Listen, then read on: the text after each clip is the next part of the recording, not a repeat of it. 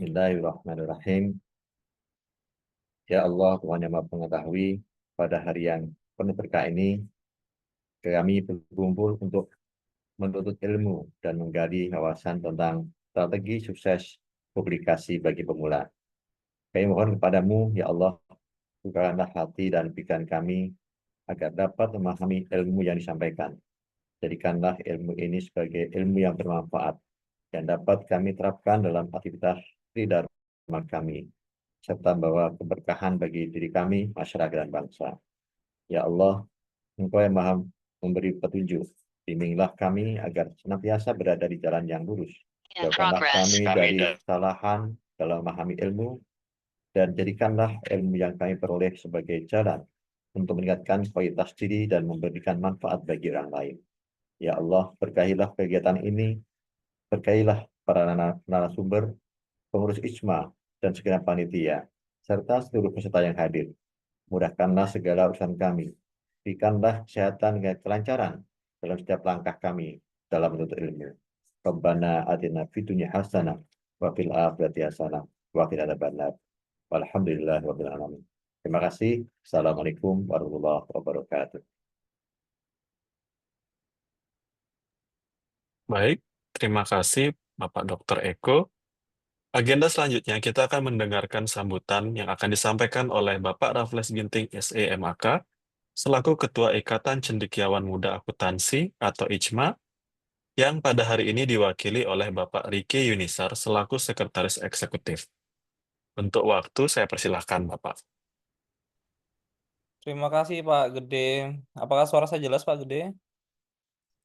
Terdengar jelas Pak. Baik, terima kasih. Assalamualaikum warahmatullahi wabarakatuh. Selamat siang, salam sejahtera bagi kita semua. Om Swastiastu, Namo Buddhaya, salam kebajikan. Yang terhormat Bapak Raffles Ginting selaku Ketua Umum ICMA. Yang terhormat Bapak Dr. Nicholas Renaldo dan panitia penyelenggara kegiatan. Bapak Ibu dosen dan mahasiswa selaku peserta yang saya hormati. Puji syukur kita panjatkan kehadirat Tuhan Yang Maha Esa karena dengan rahmat-Nya kita semua dapat berkumpul dalam acara webinar Strategi Sukses Publikasi bagi Pemula yang diselenggarakan oleh Ikatan Cendekiawan Muda Akuntansi pada Sabtu 22 Maret 2025 hari ini. Perkenalkan, saya Riki Yunisar Setiawan selaku Sekretaris Eksekutif ISMA. Saya merasa terhormat dalam kesempatan yang luar biasa ini. Webinar kali ini kami adakan untuk memberikan wawasan yang bermanfaat dan mendalam tentang bagaimana meraih kesuksesan dalam publikasi, khususnya bagi para pemula yang ingin memulai perjalanan di dunia akademisi ini. Topik ini sangat relevan mengingat pentingnya publikasi yang efektif dan dalam membangun reputasi dan memperluas pengaruh di dunia profesional sebagai dosen dan peneliti. Ucapan terima kasih saya sampaikan juga kepada Pak Raffles Ginting yang akan menyampaikan topik manajemen publikasi bagi pemula dan Bapak Dr. Nicholas Renaldo yang akan menyampaikan topik strategi publikasi bagi pemula. Dengan pemaparan yang akan disampaikan oleh para narasumber tersebut, saya selaku Sekretaris Eksekutif berharap peserta dapat memperoleh pengetahuan yang aplikatif dan praktis yang dapat langsung diterapkan untuk merancang strategi publikasi ilmiah yang lebih efektif di masa depan. Saya juga ingin menyampaikan apresiasi dan terima kasih saya kepada semua pihak yang telah berkontribusi dalam penyelenggaraan acara ini, termasuk para narasumber, panitia, dan peserta yang hadir. Tanpa kerjasama dan dukungan dari semua pihak, kegiatan ini tidak akan terwujud tentunya. Akhir kata, saya berharap acara ini dapat memberikan manfaat yang besar bagi kita semua, membuka wawasan baru dan memperkaya pengetahuan dalam dunia publikasi. Semoga ilmu yang didapat hari ini dapat menjadi bekal berharga kita sebagai dosen, dalam perjalanan karir kita sebagai dosen dan kehidupan profesional kita. Selamat mengikuti webinar. Semoga sukses dan membawa keberkahan bagi kita semua. Akhir kata, dengan resmi kegiatan Pekan Webinar pada siang hari ini 22 Maret 2025 saya buka. Selanjutnya saya kembalikan ke MC Pak Gede. Silakan Pak Gede, terima kasih banyak. Terima kasih Pak Riki atas sambutannya. Baik Bapak Ibu, selanjutnya kita memasuki acara inti pada hari ini yaitu pemaparan materi dari narasumber kita. Nah, Bapak Ibu izinkan saya memaparkan teknis webinar kita pada siang hari ini, di mana webinar kita pada siang hari ini akan dibagi menjadi 2 sesi, yaitu sesi pertama akan diisi oleh Bapak Dr. Nicholas Renaldo, lalu di sesi kedua akan diisi oleh Bapak Raffles Ginting SEMAK. Lalu di akhir kedua sesi kita akan membuka sesi diskusi. Bapak Ibu yang ingin bertanya bisa menuliskan pertanyaan melalui kolom chat terlebih dahulu. Nantinya pada saat sesi diskusi dibuka, pertanyaannya akan saya bacakan, atau Bapak Ibu bisa raise hand langsung untuk menyampaikan pertanyaan yang Bapak Ibu miliki. Baik, langsung saja kita memasuki acara inti pada siang hari ini. Nah, izinkan saya membacakan CV dari narasumber kita yang pertama, yaitu Bapak Dr. Nicholas. Saya izin share screen.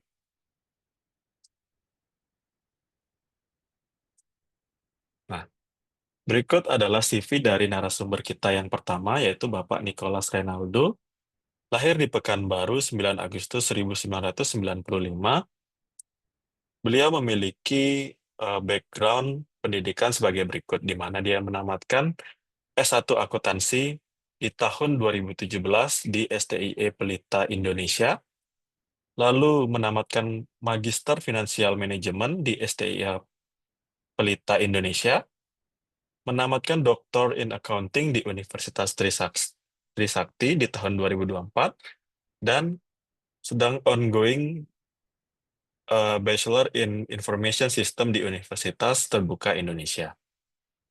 Adapun beliau juga memiliki beberapa background organisasi, di antaranya sebagai Indonesian Chinese Community Social Association, Pekanbaru Chinese Family Association, lalu di tahun 2024 hingga sekarang, Association of Young Accounting Scholar as a Regional Coordinator 1, and member of the Research and Ethics Teams. Lalu beliau juga memiliki banyak sekali pengalaman kerja, di antaranya yaitu di tahun 2014 hingga tahun 2016 sebagai accounting staff di PT Swadaya Perkasa, lalu di tahun 2019 hingga 2022 sebagai accounting manager di PT Merempan Agrojaya Palm Oil Plantation, lalu di tahun 2019 hingga sekarang beliau merupakan accounting lecturer on Institute Bisnis dan Teknologi Pelita Indonesia, sebagai reviewer Kogen Business and Management, Applied Economics Letter, reviewer Makrotechnic Institute dan Other Scientific Journal, dan juga direktur di PT Sierra Cahaya Harmoni. Lalu di sini juga beliau memiliki beberapa sertifikasi dari BNSP, di antaranya di tahun 2021, Certified of Human Resource Training and Development Supervisor. Di tahun 2023 ada Certified of Digital Marketing Practitioner. Lalu untuk penelitian beliau bisa Bapak Ibu lihat sendiri nanti di Google Scholar yang sudah dilampirkan, Scopus ID-nya juga, Sinta, dan seterusnya. Beliau juga memiliki banyak sekali penghargaan ya Bapak Ibu di bidang akademik maupun di bidang profesional. Baik, untuk mengefisienkan waktu, Bapak Nicholas Renaldo, waktu saya persilahkan. Selamat siang. Apakah suara saya terdengar jelas? Selamat siang, Pak. Suaranya terdengar jelas, Pak. Ya. Ini udah langsung mulai ya. Sampai jam berapa Pak izin? Untuk sesi 1, 30 menit, Pak. Termasuk tanya jawab ya Pak? Tanya jawab akan dibuka di akhir sesi, Pak, setelah Pak Raffles. Oh, oke. Terima kasih. Sebelumnya saya ucapkan terima kasih ya kepada Ketua Panitia yang telah menyelenggarakan acara ISMA ini. Semoga kita sini bisa sama-sama belajar dan menambah ilmu ya Bapak Ibu. Saya izin untuk share screen.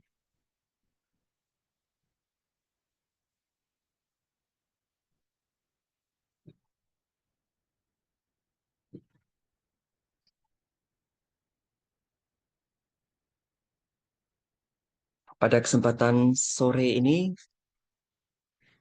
kami akan membawakan materi strategi sukses publikasi bagi pemula. Mungkin nanti ini dengan narasumber kedua, Pak Raffles bisa saling melengkapi ya. Ini ada profil yang tadi sudah dibacakan oleh MC.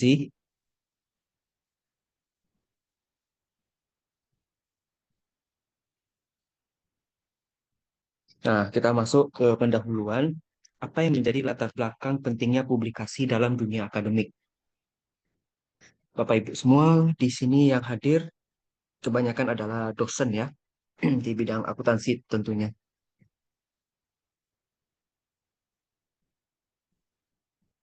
Nah, kita di sini melakukan publikasi ilmiah merupakan indikator utama dalam dunia akademik, terutama bagi dosen, peneliti, dan mahasiswa.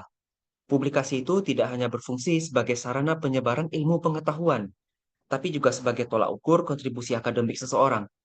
Di era digital, akses terhadap publikasi semakin mudah, sehingga persaingan untuk menghasilkan karya ilmiah yang berkualitas semakin tinggi. Alasannya, kita harus meningkatkan kredibilitas akademik, menunjukkan kemampuan akademik dan keahlian seseorang di bidang tertentu. Bapak Ibu misalnya fokus di bidang audit, silakan Bapak Ibu menulis terus tentang audit. Mau dibuat multidisiplin dengan bidang lain seperti audit digital, audit forensik, audit sistem informasi, silakan. Suatu saat nanti orang-orang akan melihat bahwa Bapak Ibu ini adalah seorang pakar di bidang audit. Hmm. Jadi kredibilitasnya jelas. Yang kedua, untuk mendukung pengembangan karir.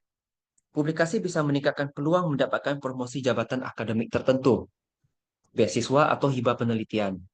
Yang ketiga, kontribusi terhadap keilmuan. Publikasi berperan dalam pengembangan ilmu pengetahuan dan memberikan solusi terhadap permasalahan nyata di masyarakat. Yang keempat, syarat akademik dan institusional. Banyak perguruan tinggi itu mewajibkan publikasi sebagai syarat kelulusan mahasiswa atau kenaikan jabatan fungsional dosen. Kemudian peluang kolaborasi dan jaringan ilmiah, ini publikasi yang berkualitas dapat menarik perhatian peneliti lain untuk melakukan kolaborasi.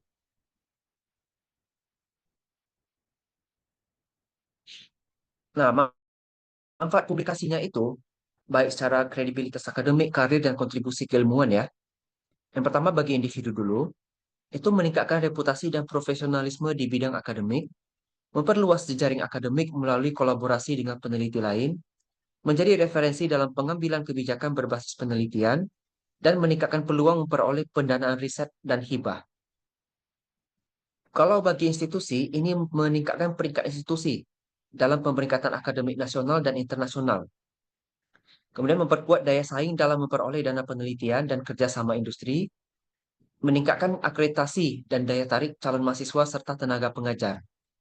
Yang ketiga, untuk dunia keilmuan, ini menghasilkan inovasi dan temuan baru yang dapat diterapkan dalam berbagai bidang. Kemudian mendorong pertukaran pengetahuan secara global dan mempercepat perkembangan ilmu pengetahuan berbasis riset. Tantangan publikasi bagi pemula itu kesulitan menemukan topik yang relevan.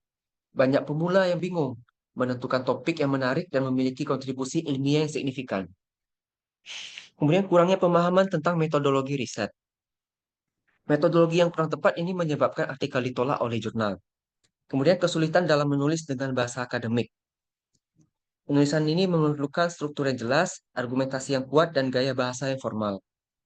Yang keempat, persaingan yang ketat di jurnal bereputasi. Jurnal internasional dan nasional terakreditasi memiliki standar tinggi yang sulit dipenuhi oleh pemula. Kelima, keterbatasan akses ke referensi berkualitas. Tidak semuanya ya, karena untuk referensi itu banyak yang berbayar, untuk yang Scopus terutama ya. Kemudian plagiarisme dan kesalahan sitasi, ini adanya kurang pemahaman tentang etika publikasi, menyebabkan artikel ditolak karena tingkat kesamaan atau similarity yang tinggi. Yang ketujuh, lama dan ketatnya proses peer review. Kalau makan waktu berbulan-bulan, ya biasanya kita tunggu ya Bapak Ibu. Dan revisinya pun sangat kompleks. Yang terakhir, terjebak dalam jurnal predator. Ini jurnal yang menjanjikan publikasi cepat tanpa proses review yang ketat. Ini bisa merusak reputasi akademik juga.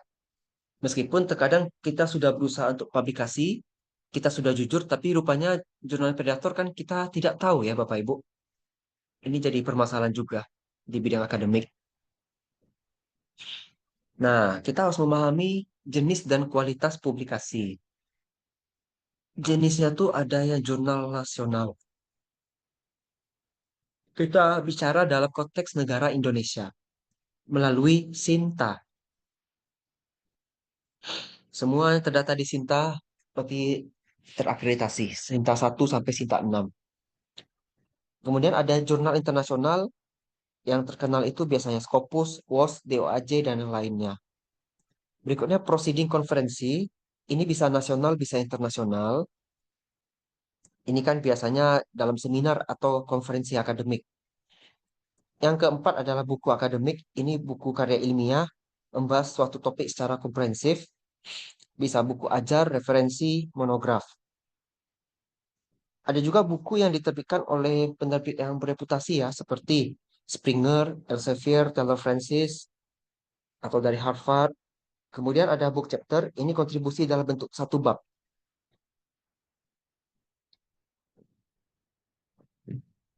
Berikutnya klasifikasi jurnal. Untuk yang nasional itu kita pakai Sinta kalau di Indonesia. Sinta 1 dan 2 ini standar yang paling tinggi. Biasanya sudah terindeks DOAJ, bahkan Scopus, terutama Sinta 1.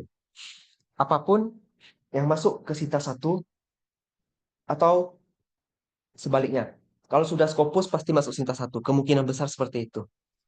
Sinta 3 dan 4 ini nasional terakreditasi tapi belum indeksasi internasional.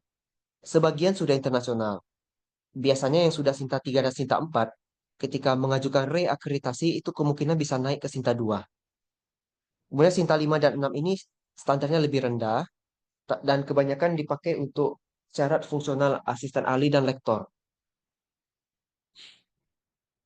Kemudian klasifikasi untuk jurnal internasional ada Scopus Q1 sampai Q4. Q1 itu kuartil yang paling tinggi dan Q4 yang paling rendah.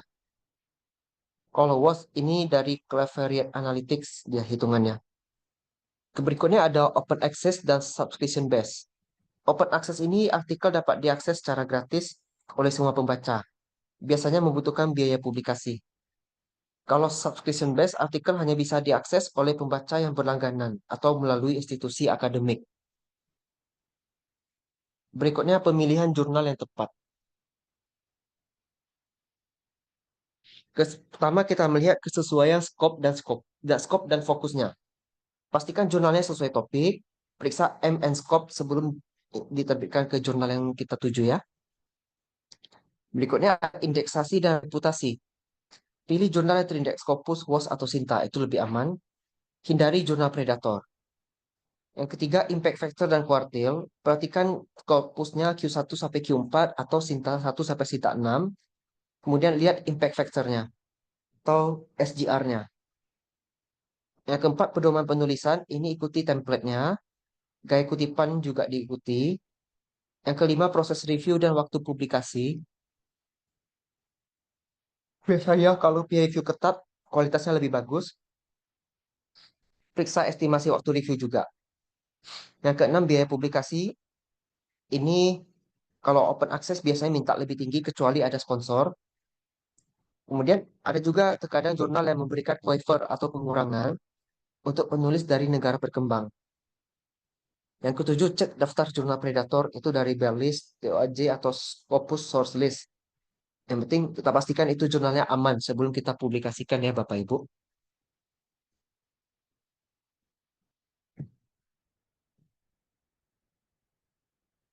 Berikutnya langkah-langkah menulis artikel ilmiah yang berkualitas.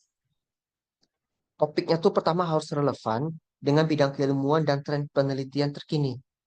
Yang kedua itu memiliki inovasi dan kebaruan ilmiah. Yang ketiga tujuannya jelas dan spesifik. Yang keempat pakai SMART framework. SMART ini untuk memperjelas fokus penelitian. SMART itu akronim ya. Strategic, measurable, atau apa itu? Dia ada 5. Bentar, saya cek dulu.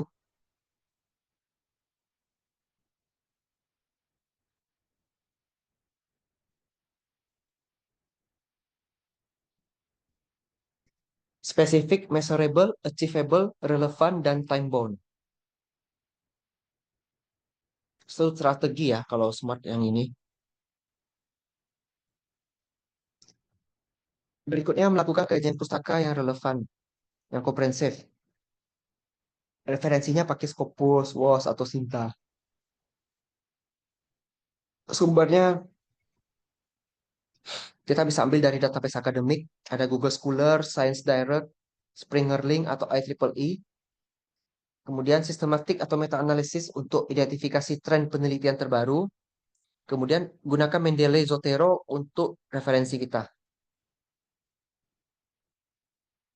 Kemudian menentukan metodologi yang tepat. Ada kualitatif, kuantitatif, atau mixed method. Silakan Bapak Ibu sesuaikan. Kemudian SEM, PLS, regresi sesuai metode Bapak Ibu. Desain penelitian dan sampling juga harus diperhatikan. Untuk struktur artikel yang baik, pertama kita mulai dari pendahuluan. Ini menjelaskan latar belakang penelitian dan pentingnya topik. Yang berikutnya kita identifikasi gap dan tujuan penelitian. Terakhir kita merumuskan pertanyaan atau hipotesis penelitian dengan jelas. Yang kedua, tinjauan literatur. Kita sajikan ringkasan teori yang mendukung penelitian. Identifikasi penelitian terdahulu dan temukan keterbatasannya. Lalu gunakan pendekatan state of the art untuk memperkuat kontribusi penelitian. Yang ketiga, metodologi. Jelaskan desain penelitian, populasi, dan sampel. Sebutkan metode pengumpulan data dan teknik analisis yang digunakan. Dan pastikan metodologi sesuai dengan standar akademik untuk meningkatkan kredibilitas. Kesimpulan, hasil dan pembahasan, kita sajikan hasil dengan tabel atau grafik ya, biar lebih jelas. Terkadang hasil dalam bentuk narasi agak sulit, karena kita mainnya di kuantitatif ya. Tapi kalau di kualitatif ya memang biasanya narasi. Diskusikan temuan dengan menghubungkan ke teori dan penelitian sebelumnya, kemudian jelaskan implikasi akademik dan praktis dari hasil penelitian. Berikutnya kesimpulan, kita ringkas temuan utama dan kontribusi penelitian, jelaskan keterbatasan penelitian dan arah penelitian masa depan, dan hindari menyajikan informasi baru yang belum dibahas sebelumnya. Terakhir, daftar pustaka ini pakai format sesuai jurnal, APA, IEEE, Harvard, Vancouver, atau sejenisnya. Pastikan semua kutipan dalam teks memiliki daftar pustaka yang sesuai, dan gunakan alat referensi seperti Mendeley atau Zotero untuk menghindari kesalahan sitasi. Nah, untuk menggunakan referensi yang kredibel, kita hindari sumber yang tidak terpercaya, seperti blog atau Wikipedia. Wikipedia sebenarnya masih bisa dikatakan hampir kredibel ya, karena dia mengutip juga dari beberapa rujukan. Tapi ya sebaiknya dihindari. Wikipedia dipakai kalau diperlukan saja. Kemudian gunakan artikel dari jurnal bereputasi, Scopus, WOS, atau Sinta 12. Yang ketiga, manfaatkan Google Scholar, ResearchGate, atau academic database lainnya. Kemudian referensinya pakai Mendeley, Zotero, EndNote, atau aplikasi referensi lainnya. Kemudian untuk menghindari plagiarisme, Bapak Ibu bisa menggunakan software seperti Turnitin, iThenticated, atau PlexScan. Pastikan tingkat kesamaan atau similarity index-nya di bawah batas yang ditentukan jurnal. Kalau di kita untuk fungsional biasanya maksimal 25. Tapi ingat, itu kan Indonesia ya. Kalau di luar negeri bisa jadi lebih rendah. Bahkan ada yang minta di bawah 10%, meskipun itu rasanya sulit sekali ya mendapatkan 10%. Yang ketiga, gunakan teknik parafrase dan citasi yang benar untuk menghindari plagiarisme dan periksa kebijakan etika jurnal untuk memastikan kepatuhan terhadap standar akademik. Yang berikutnya kita melihat strategi sukses dalam proses publikasi.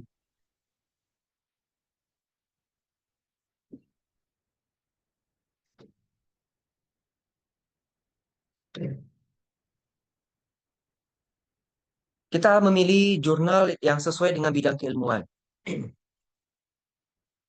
Kita cek scope dan aim untuk jurnalnya, kita periksa reputasi jurnal, hindari jurnal predator, dan pastikan dampak dari faktornya itu. Misalnya impact factor, SGR, atau site score-nya. Yang kedua, memahami pedoman penulisan jurnal. Membaca author guidelines, mematuhi format penulisan, menyesuaikan jumlah kata, gaya bahasa akademik, dan format tabel atau gambar. Kemudian memastikan abstrak dan kata kunci sesuai dengan standar jurnal yang dituju. Berikutnya mengikuti proses peer review dengan baik. Kita pastikan artikel sudah siap sebelum dikirim. Kita cek dulu similarity tata bahasa dan formatnya.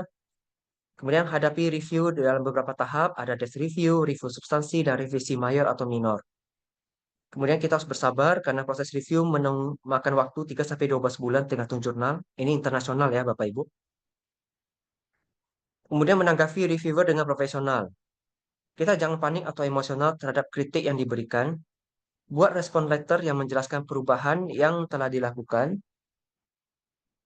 Jika ada pertanyaan yang tidak bisa dijawab, diskusikan dengan kolega atau pembimbing. Dan gunakan format tanggapan yang sistematis, biasanya bentuk tabel, yang memuat komentar review dan perbaikannya. Berikutnya kolaborasi dengan penulis berpengalaman. Kolaborasi ini bisa memperoleh bimbingan dalam menulis artikel yang lebih berkualitas, akses jurnal ke jurnal bereputasi yang lebih tinggi, memudahkan proses revisi dan tanggapan terhadap reviewer, meningkatkan networking akademik dan peluang riset kolaboratif.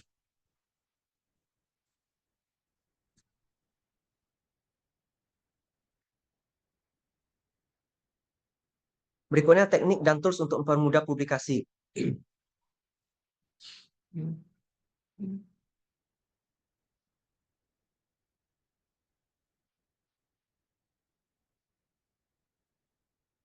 Kita dalam pengelolaan referensi menggunakan Mendeley, EndNote, atau Zotero, contoh programnya ya.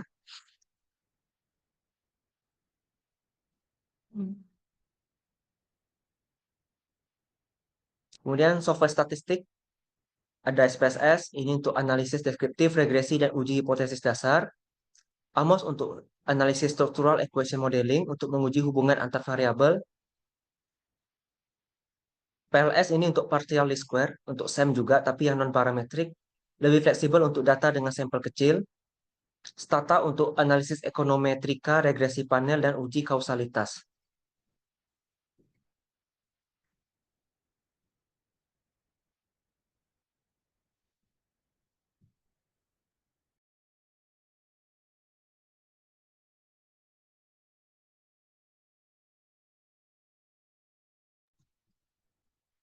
Kemudian teknik parafrase dan writing tools, ada Grammarly, Quillbot, Hemingway Editor, ini contoh aplikasinya. Kalau Grammarly membantu memeriksa tata bahasa, ejaan, dan gaya penulisan. Quillbot untuk parafrase otomatis dan menghindari plagiarisme. Hemingway Editor memudahkan penyederhanaan kalimat agar lebih jelas dan mudah dipahami.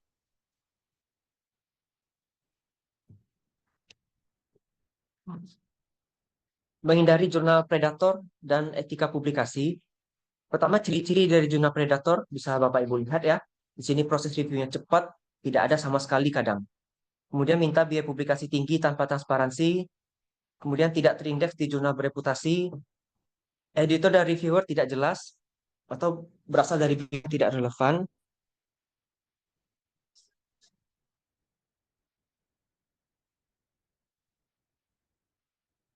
Kemudian memiliki situs web dengan tampilan amatir. Mengirim email undangan publikasi secara massal dan agresif. Kemudian ISSN dan DOI tidak valid atau tidak bisa diverifikasi.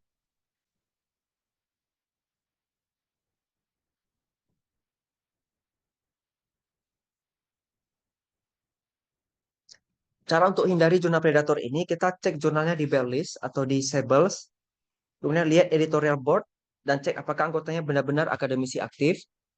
Kemudian periksa jurnalnya punya doi dari Crossref dan ISSN-nya harus terdaftar. Nah, di sini kemudian kita melihat kode etik publikasi ilmiah. Kalau kita sebagai penulis, kita harus menjunjung kejujuran ilmiah, tidak memalsukan atau manipulasi data. Kemudian menghindari plagiarisme dan self-plagiarisme, tidak melakukan duplikasi publikasi, tidak memberikan kredit yang sesuai kepada semua kontributor penelitian. Bagi editor itu menjaga objektivitas dalam proses review, menghindari konflik kepentingan dengan penulis atau reviewer, tidak menerima artikel berdasarkan pembayaran tanpa proses ilmiah yang layak. Kalau bagi reviewer, ini reviewnya harus secara anonim dan profesional, memberikan umpan balik yang konstruktif dan tidak bias, tidak menyalahgunakan hasil penelitian yang sedang direview.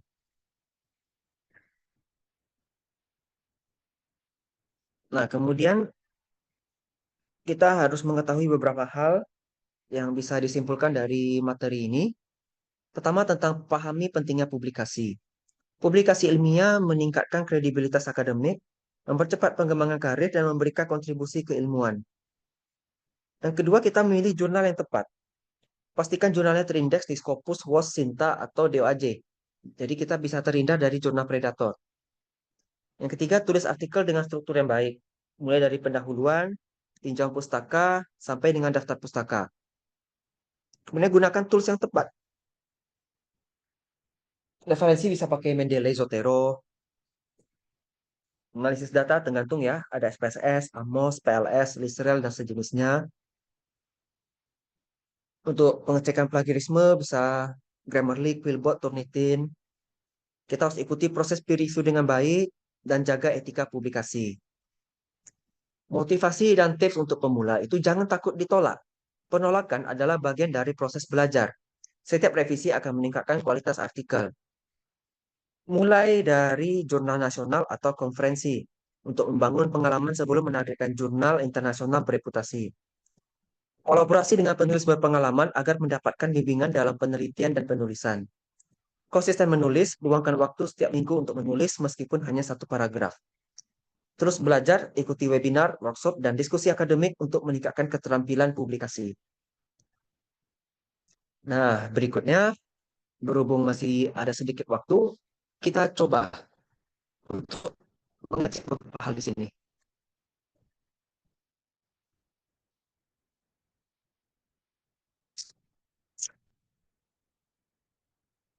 Kita akan mengecek jurnal-jurnal yang terindeks Scopus, DOAJ, Sinta, dan WOS.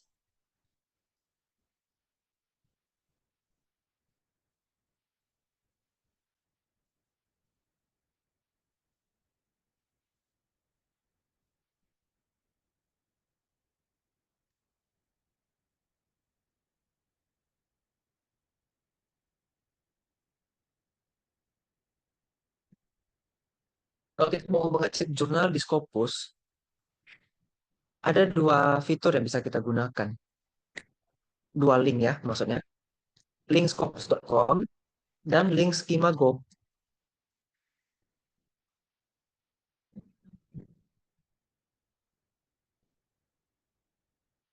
Misalnya kita mau cari jurnal kita ya, misalnya accounting. Bisa kita ketik dari judul seperti ini. Muncullah banyak jurnal accounting yang tidak Scopus. Sampai kita ketik ini, auditing ini. Diterbitkan oleh American Accounting Association. Nah, ini sangat berprestasi nih. Triple A ya. Sini kita bisa melihat informasi kuartalnya.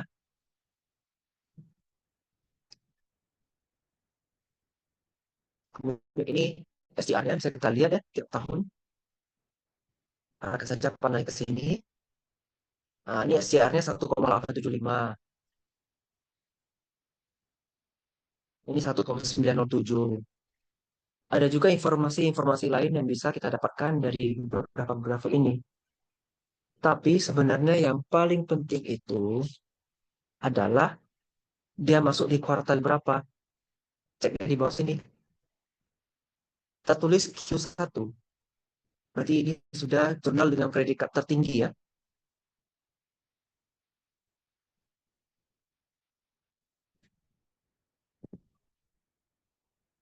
Nah, kita juga bisa melihat di Scopus yang bagian sini. Oh maaf, kita balik ke SDR dulu. Ada beberapa teknik lagi yang bisa digunakan. Seperti kita ke jurnal ranking.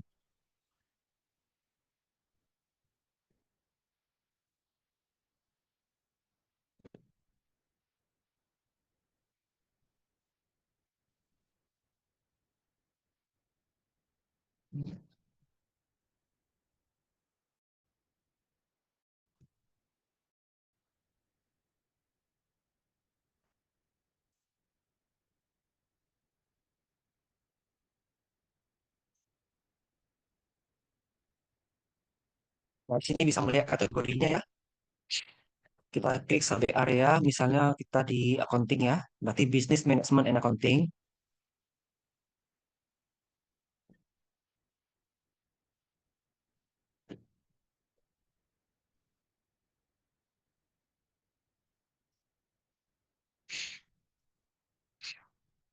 Nah, ini sudah tersortir ini, jurnal-jurnal yang masuk ke kategori accounting, bisnis ataupun manajemen.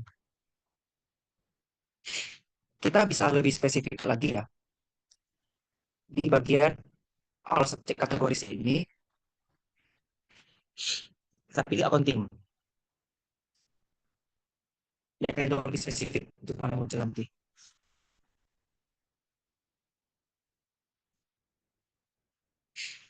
Nah, inilah triknya Q1. Saya biasanya suka dari bawah, karena mau Q1 itu pasti butuh lama sekali untuk proses penerbitannya. Jadi yang lebih cepat itu cenderung Q4. Tapi Q4 ini pun harus kita perhatikan ya. Karena ini kan jurnal-jurnal yang boleh dikatakan baru bergabung di indeksasi Scopus. Nah, kita biasa keceknya ke Q3 saja, itu lebih cocok. Nah, ini kalau dari Scopus Bapak Ibu bisa juga lakukan di sini. Kita klik sources,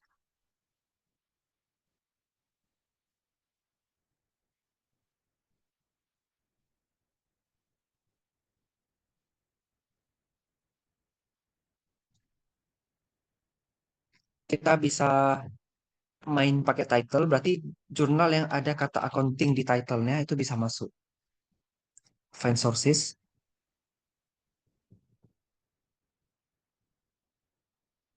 Nah, ini jurnal-jurnal yang berkaitan dengan topik accounting.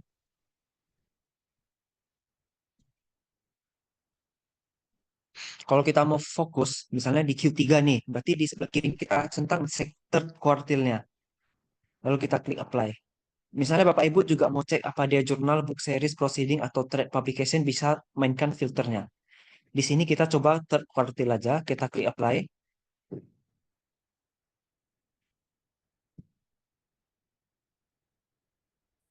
Inilah jurnal-jurnal accounting yang terindeks Q3. Oke, selanjutnya, kalau di Sinta, Bapak Ibu saya rasa sudah paham ya, karena memang sering kita otak-atik Sinta kalau seorang dosen. Berikutnya di DOAJ, ini lebih sederhana. Langsung saja kita ketik accounting, kita search.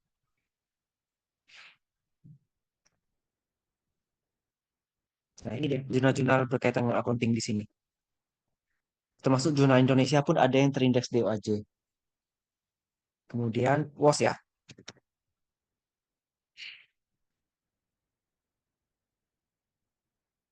Ini dia.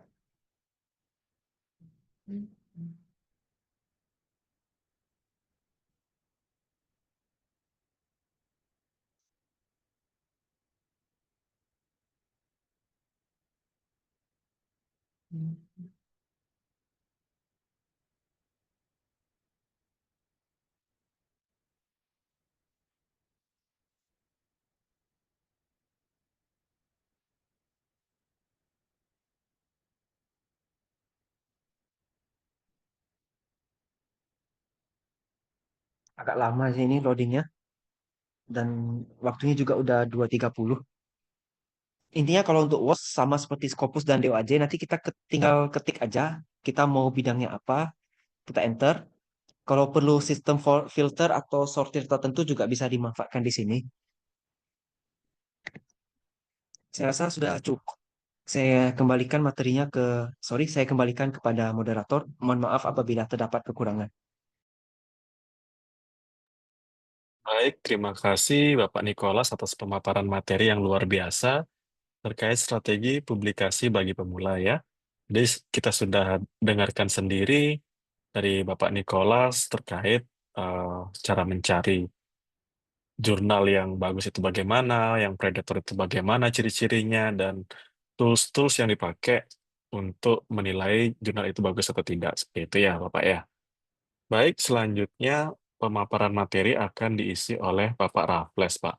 Tapi karena Bapak Rafflesnya di sini belum join karena ada sedikit kendala ya, Bapak. Mungkin kita buka sesi tanya jawab dulu ya, Pak ya.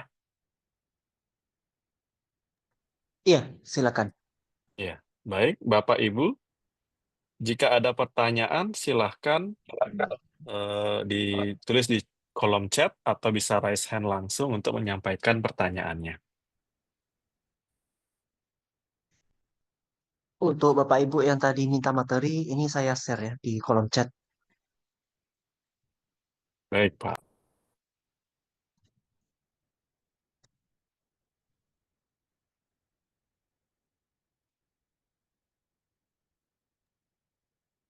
Dan juga Bapak Ibu saya ingin mengingatkan bagi Bapak Ibu peserta webinar hari ini diharapkan untuk juga mengisi link presensi yang sudah di-share oleh Pak Tri Joko Sulistianto di kolom chat.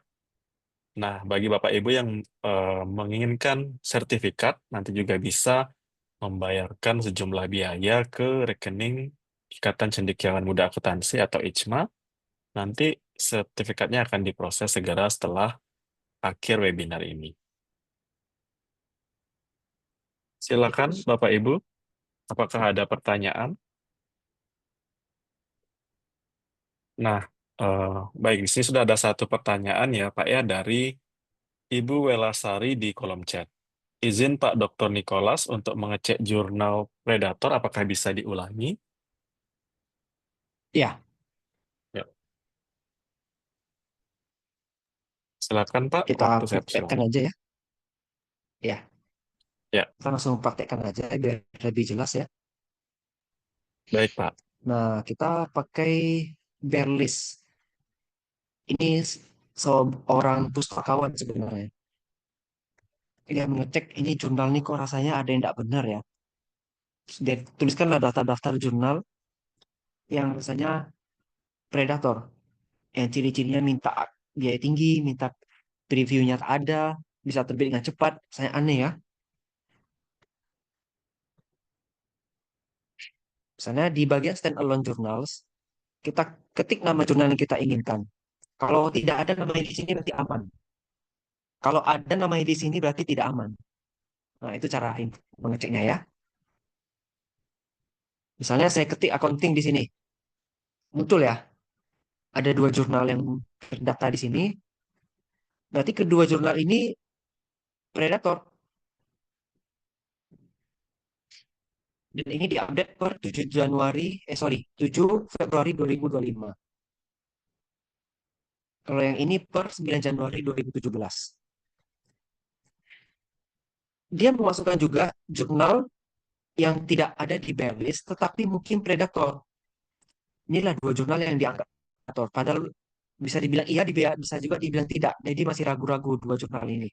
Tapi untuk jaga-jaga sebaiknya jangan terbit di jurnal ini. Sebelumnya ini tidak ada maksud untuk menjadikan jurnal ya. Ini hanya menggunakan tools yang memang digunakan oleh orang-orang kebanyakan. Intinya kalau nama jurnalnya ada di sini, jangan terbit di sini. Ini untuk standalone journals. Ini untuk publisher. Bisa juga kita cek di sini. Ini publisher nakal kalau kita sebut. Nah, ini dia. Kalau kita ketik seperti ini, muncul namanya Growing Science Publishing Company. Tapi ada catatan, jurnal ini ada di DOAJ namanya. Kalau ada di DOAJ harusnya tidak predator. Nah, makanya ini hanya memberikan rekomendasi. Keputusan tetap di tangan Bapak Ibu untuk publikasinya. Satu lagi, di bagian other, kita bisa klik hijack journals. Ini ada jurnal, namanya sama, tapi isinya beda. Contoh,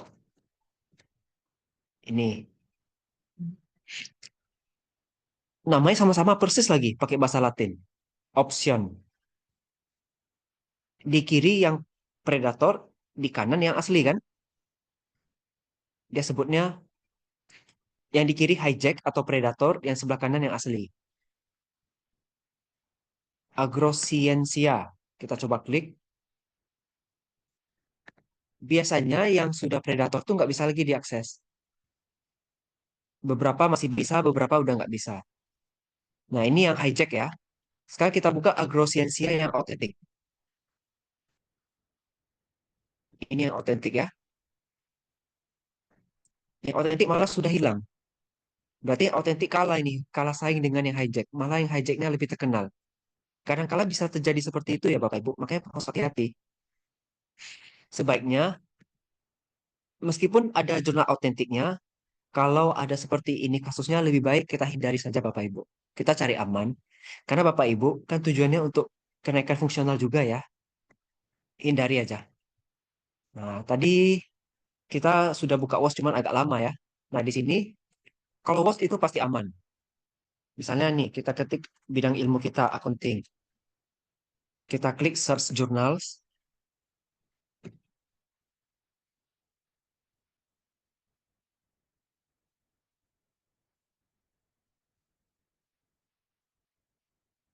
Nah, ini adalah jurnal-jurnal yang terindeks di WOS.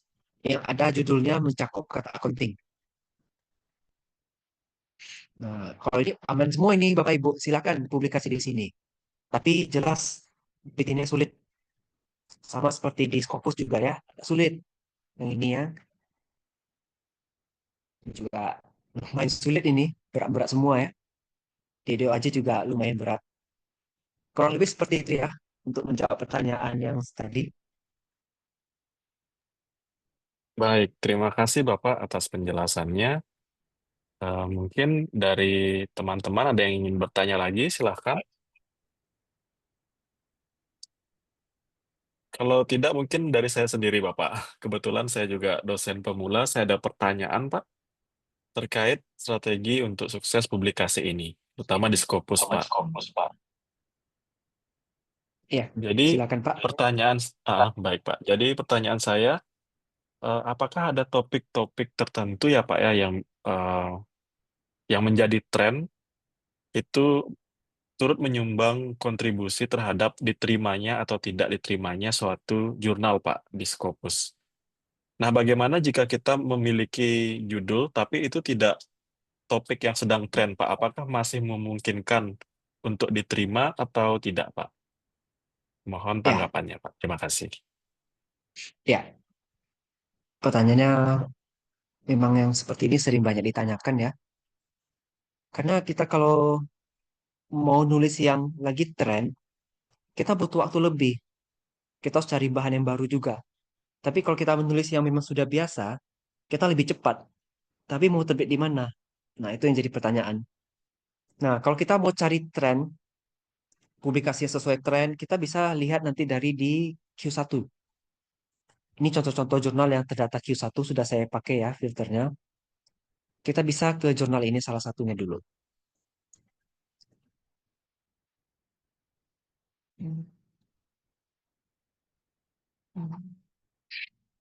Kayak di Accounting Emerald yang pegang nomor satu posisinya untuk saat ini. Saya sering juga di Emerald untuk cari artikel. Nah, di sini ada nih topik accounting terkini tentang sustainability, innovation, value creation, dan decision making. Nah, ini bagus. Berarti topik terkini di bidang accounting adalah ini ya, Bapak Ibu. Kemudian bisa juga kita lihat di sini. Kita lihat aja terbitan terbaru dari jurnal yang terkait ini. Environmental provisions, sustainability, circular economy, dan seterusnya. Ini adalah topik terkini, jadi kalau mau publikasi bisa ke sini.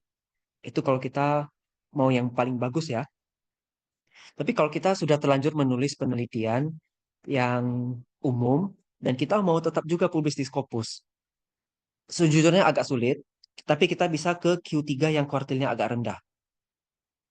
Q3 itu kan masih ada tuh SJR yang tinggi, SJR rendah. Kita mainkan di SJR Q3-nya yang rendah punya. Itu masih ada peluang untuk bisa terbit Scopus. Seperti saya dulu waktu kuliah S3, wajib publikasi, saya topiknya biasa sih tentang gender diversity terhadap firm value. Rasanya nggak ada yang spesial lah dari situ kan. Tapi diwajibkan Scopus. Kalau nggak bisa ujian saya kan. Ya sudah, saya coba cari-cari, kebetulan dapat terbit di situ, ya udah. Pas terbit, saya baru ujian. Nah, kalau saya mau paksa tetap ke Q1, jelas tak akan mungkin bisa judulnya seperti itu. Jadi semuanya harus diperhitungkan baik-baik. Atau ke Q4 juga bisa, tapi ingat Q4 ini labil dia ya. Bisa cepat naik, bisa cepat turun, dan bahkan menghilang. Nah, itu aja harus diperhatikan ya untuk Pak Teguh. Terima kasih Pak atas pertanyaannya. Baik, Pak. Terima kasih, Pak, atas jawabannya. Sangat luar biasa sekali. Nah, di sini juga sudah ada pertanyaan dari Pasca Nova Gainau, Pak, di kolom chat.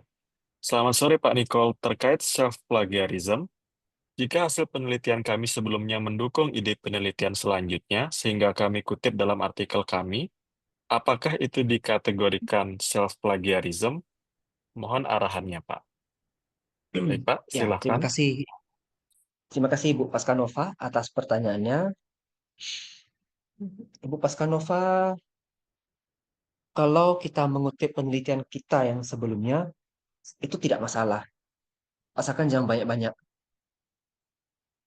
Contohnya, saya pernah punya Scopus tentang Water Management Accounting, dan saya ingin menulis lagi tentang Water Accounting atau Blue Economy. Tidak apa-apa, saya kutip dari situ. Karena kan memang rujukannya dari sana. Tapi jangan pula hampir semuanya jurnalnya dari saya. Itu jadi nggak baik. Kita gabungkanlah dengan referensi lain. Suatu saat artikel yang kita terbitkan itu akan ketinggalan zaman. Jadi jangan kecewa. Memang akan ada masanya. Mungkin di tahun ini penelitian kita ini memang yang paling unggulan. Tahun depan belum tentu lagi. Maka itu kita harus berkembang terus, kita publikasi terus. Tidak apa-apa kita kutip dari penelitian kita yang sebelumnya, tapi kita tetap gabungkan dengan referensi yang terbaru di 2025 ini. Ini bulan Maret, tapi jumlah publikasi di dunia itu sudah sangat banyak jumlahnya. Apalagi tiap tahun jumlah dosen bertambah terus. Dan dosen wajib publikasi kan? Jadi perkembangan ilmu itu akan berjalan terus selamanya. Kurang lebih seperti itu ya, Ibu Pascanova. Dia belum self-plagiarisme kalau hanya beberapa biji. Mungkin ada yang bilang 5% dari rujukan maksimalnya. Ada yang bilang 10% dari rujukan. Silakan. Yang penting jangan banyak-banyak. Itu saja intinya, Bu. Terima kasih. Baik, terima kasih, Pak. Jadi, jawabannya itu boleh ya, Pak ya, beberapa namun digabungkan juga dengan referensi dari luar ya, Pak ya. Yang Baik, Ibu dari luar dan yang Pascanova, terbaru. yang terbaru. Wah, baik, Pak. Baik, semoga menjawab Ibu Pascanova. Selanjutnya, adakah pertanyaan lagi dari Bapak Ibu?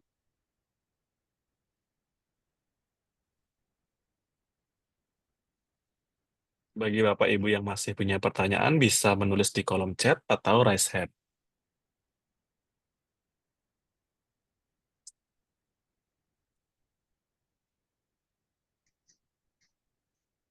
Baik, karena tidak ada pertanyaan lagi, mungkin kita lanjut ke narasumber kita yang selanjutnya, yaitu Bapak Raffles Ginting, SEMAK. Nah, izinkan saya membacakan, oh, sebelumnya ini ada pertanyaan lagi ya Pak ya, dari Riki Ananda. Silakan, Bapak Riki Ananda.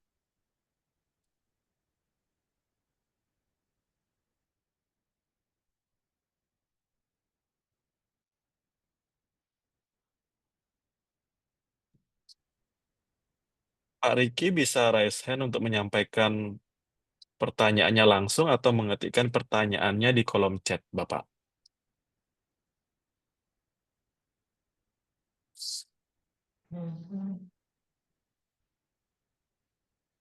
Baik, ini sudah ada pertanyaannya, Pak Nikolas. Jadi, Pak Riki bertanya bagaimana etika publikasi bagi dosen pemula, Bapak. Apa yang harus dihindari? Nah, termasuk etika penggunaan ChatGPT, Bapak. Oke, apa itu aja pertanyaannya? Oh, Ya, termasuk dalam pembuatan latar belakang dan sebagainya. Baik, Pak, mungkin bisa dijawab langsung. ya. Kalau pakai ChatGPT, ya sebenarnya kalau full AI jangan ya. Tetap ada dari kita juga yang memberikan pendapat. Mencari topik, menulis fenomena, tidak apa-apa, dibantu. Kita perbaiki lagi kalimatnya. Supaya nggak kena AI detektor. Kalau etika publikasi bagi dosen pemula, ya pada umumnya kan sama ya semuanya. Jangan self plagiarisme, jangan mengcopy jurnal orang, jangan ambil persis semua variabel orang, itu jangan. Kalau etika ChatGPT ya silakan dipakai, tapi dimodifikasi. Saya rasa kalau untuk etika publikasi pada umumnya seperti itu ya, untuk Pak Riki Ananda. Kemudian kalau dalam mengumpulkan data primer, itu etikanya adalah bahwa orang yang kita jadikan sebagai responden atau sampel, itu bersedia datanya digunakan untuk keperluan publikasi atau penelitian ilmiah. Iya, seperti itu. Mohon maaf apabila ada kekurangan dalam jawabannya. Baik, terima kasih Pak Nikolas atas jawabannya. Semoga dapat menjawab ya Pak Riki ya. Selanjutnya di sini ada juga yang bertanya Pak dari Lela Awaliyah. Antara Skimago dan Scopus, kadang update kuartilnya enggak sama. Itu yang jadi pegangan yang mana? Di Skimago atau Scopusnya, Pak? Ya, terima kasih Bu Lela atas pertanyaannya. Kalau mau yang paling update itu ya langsung di website Scopus. Kita bisa lihat di sini ya. Saya coba share screen sekali lagi.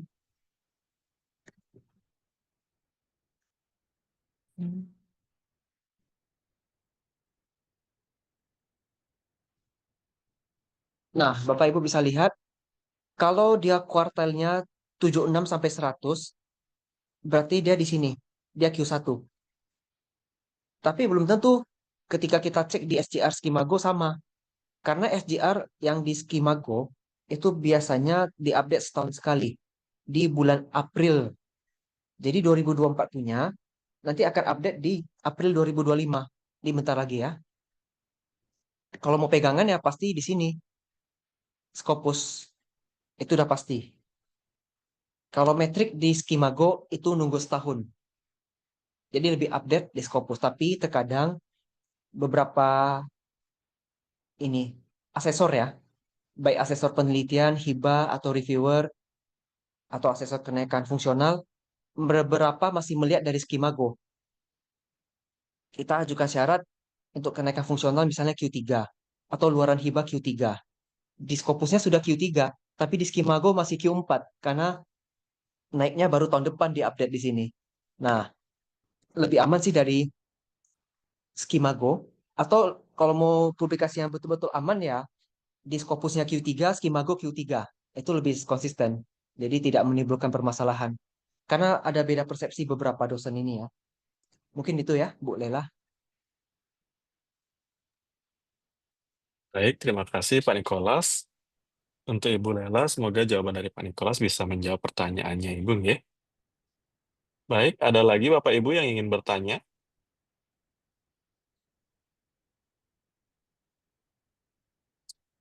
Baik, karena sudah waktunya sudah menunjukkan ya Bapak Ibu ya. Kita lanjut ke narasumber kita yang kedua. Nah, izinkan saya meng-share CV dari narasumber kita selanjutnya.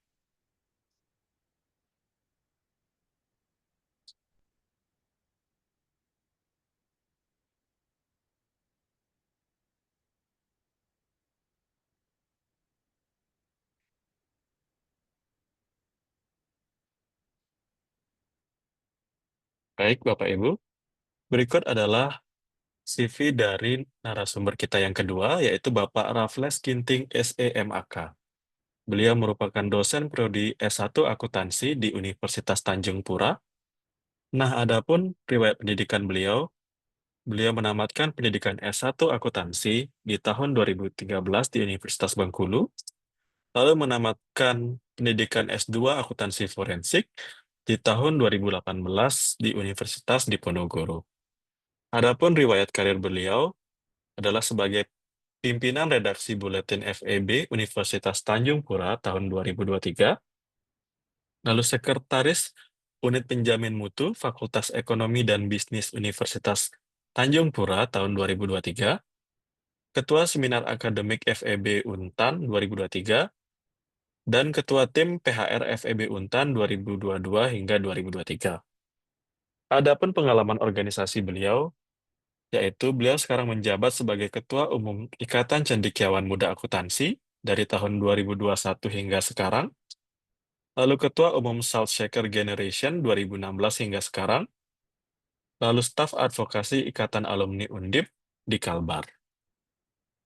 Lalu beliau juga memiliki pengalaman sebagai editor dan reviewer, di antaranya adalah editor Jak V. Untan, yaitu Sinta 5, reviewer Jak Sinta 5, reviewer Juma Sinta 3, reviewer Jabi Sinta 3, dan reviewer Journal Disclosure, Journal of Accounting and Finance, IAIN Curup.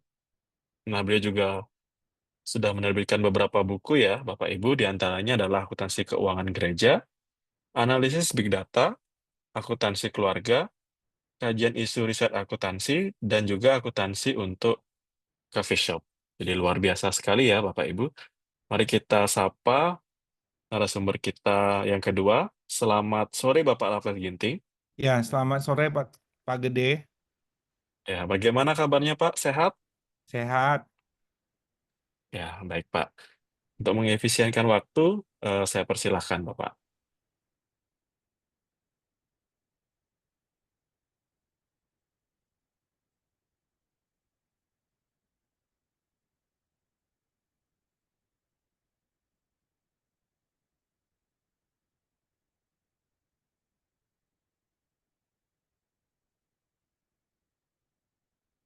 Bentar ya Pak, saya lagi ini.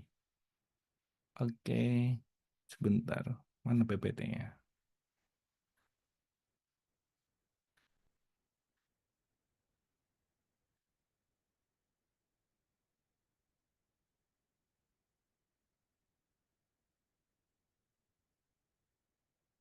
Ya, apakah sudah terlihat Pak Gede? Sudah terlihat, Pak. Ya, selamat selamat siang Bapak Ibu semua ya. Menjelang sore, ya menjelang berbuka puasa ini. Udah setengah 3, udah jam 3 ya. Kalau di Bali mungkin udah jam 4.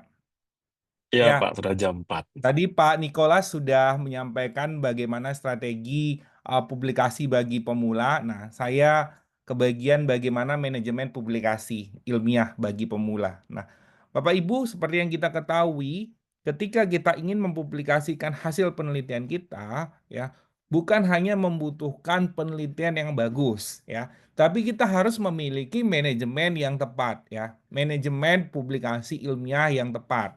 Secara khusus bagi kita pemula ya, bagi dosen pemula atau bagi mahasiswa yang baru pertama kali menulis seperti itu. Nah, kita harus paham dulu apa itu manajemen publikasi ya. Manajemen publikasi adalah manajemen yang bertujuan untuk meningkatkan kualitas publikasi dari hasil penelitian kita ya. Kita tahu bahwa dalam manajemen itu ada 4 tahapan, ada planning, controlling, directing, dan organizing ya. Ada perencanaan ya. Jadi dalam proses publikasi ilmiah itu kita harus merencanakan dulu ya, termasuk ya ide ya.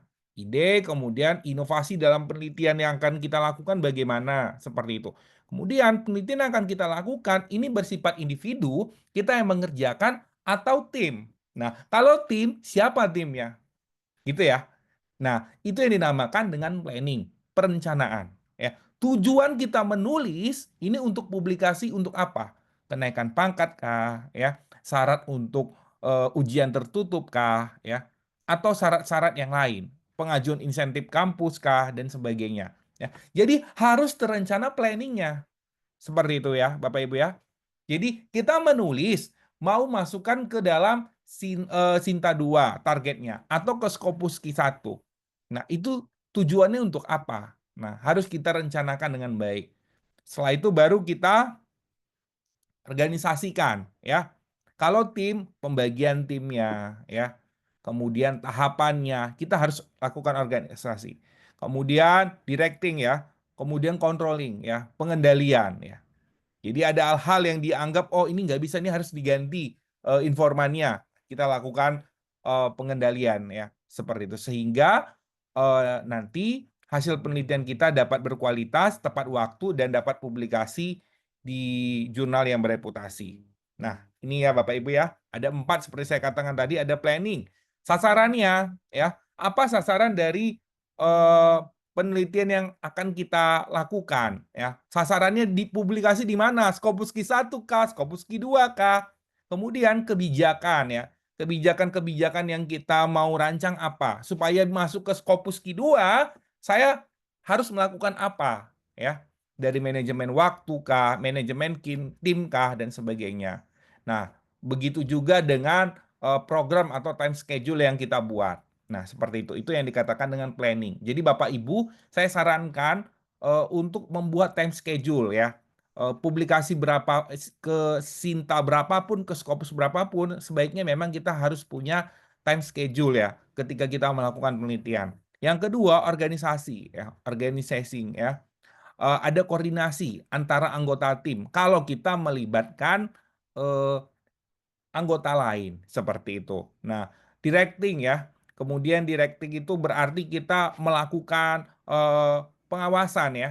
Melakukan pengawasan, melakukan supervisi, ya. Memimpin tim kita, seperti itu, ya. Saya beberapa kali jadi ketua tim, ya Bapak Ibu, ya, ketua tim dalam penelitian. Ada beberapa kendala, ya. Ada beberapa kendala udah mau selesai, ya. Sudah mau selesai, ternyata ada yang kan sudah dibagi ya tugasnya masing-masing. Ada yang kebagian tugas tersebut, ya, susah dihubungi dan sebagainya. Nah, akhirnya pengendaliannya harus dihandle oleh orang lain, seperti itu. Ada pengendalian seperti itu. Pengendalian bukan hanya berkaitan dengan pengendalian kualitas seperti saya katakan tadi, tapi pengendalian biaya juga. Bagaimana biaya publikasinya? Ini siapa yang menanggung, ya? Jadi Bapak Ibu, ya, ketika kita mau melakukan publikasi, ya, kita harus merancang dulu, ya. Itu yang dikatakan dengan manajemennya. Termasuk biaya harus kita perhatikan. Ini mau masuk ke Q1. Kalau open access 30 juta. Dari mana 30 juta? Penulis kita 5. Oh, berarti setiap orang 6 juta. Nah, itu harus disampaikan dulu pada saat kita rapat koordinasi tim penelitian. Ya, dananya dari mana kalau mau open access? Apakah kita bagi rata? Apakah penulis satu lebih kecil, penulis yang terakhir lebih besar misalnya, atau kebalikannya, penulis terakhir lebih kecil dan sebagainya. Nah, itu ya disepakati. Itu harus kita konsepkan, ya Bapak Ibu, ya. Nah, kemudian kategori manajemen publikasi, ya. Yang pertama manajemen ide, ya. Yang kedua manajemen skill, yang ketiga manajemen tim, yang keempat manajemen waktu. Ada 4 ya Bapak Ibu, ya. Nah, manajemen tim. Manajemen tim mengacu pada tindakan, strategi, atau metode yang menyatukan sekelompok orang untuk bekerja secara efektif sebagai sebuah tim dan mencapai tujuan bersama. Ada banyak tugas yang membutuhkan banyak orang, jadi tim merupakan bagian penting dalam produktivitas menghasilkan publikasi ilmiah pada jurnal bereputasi. Ini saya katakan tadi Bapak Ibu. Penelitian yang kita lakukan bersifat individu atau kelompok, ya. Kalau bersifat kelompok berarti kita harus merekrut tim, ya. Benar ya Bapak Ibu, ya. Nah, ini manajemen tim ada 3 tahapan: strategi pemilihan anggota tim, pembagian tugas, dan pengendalian tim, ya. Sebelum kita melakukan penelitian, ya, kita nggak bisa langsung publikasi tanpa hasil penelitian, kan nggak bisa. Kita harus melakukan penelitian dulu, ya. Nah, kita harus memilih anggota tim. Nah, biasanya kalau saya membutuhkan tim dalam penelitian saya akan kasih tahu dulu tugasnya apa, ya Bapak Ibu, ya. Misalnya penelitian terakhir saya sama Bu Risa, Pak Riki, Bu Windy, sama Pak Anton, ya.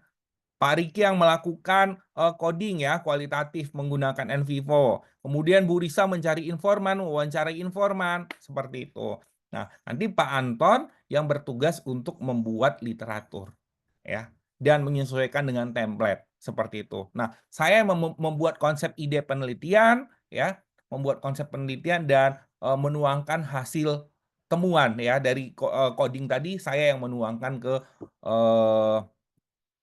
ke dalam artikel, seperti itu, membahasakan ke dalam hasil temuan. Nah, itu yang dikatakan sebagai pemilihan anggota tim, ya. Pemilihan anggota tim, pembagian tugas, ya. Seperti itu ya Bapak Ibu, ya. Jadi kita harus memilih dulu anggota tim kita. Kita mau risetnya tentang apa? Oh, risetnya tentang fraud.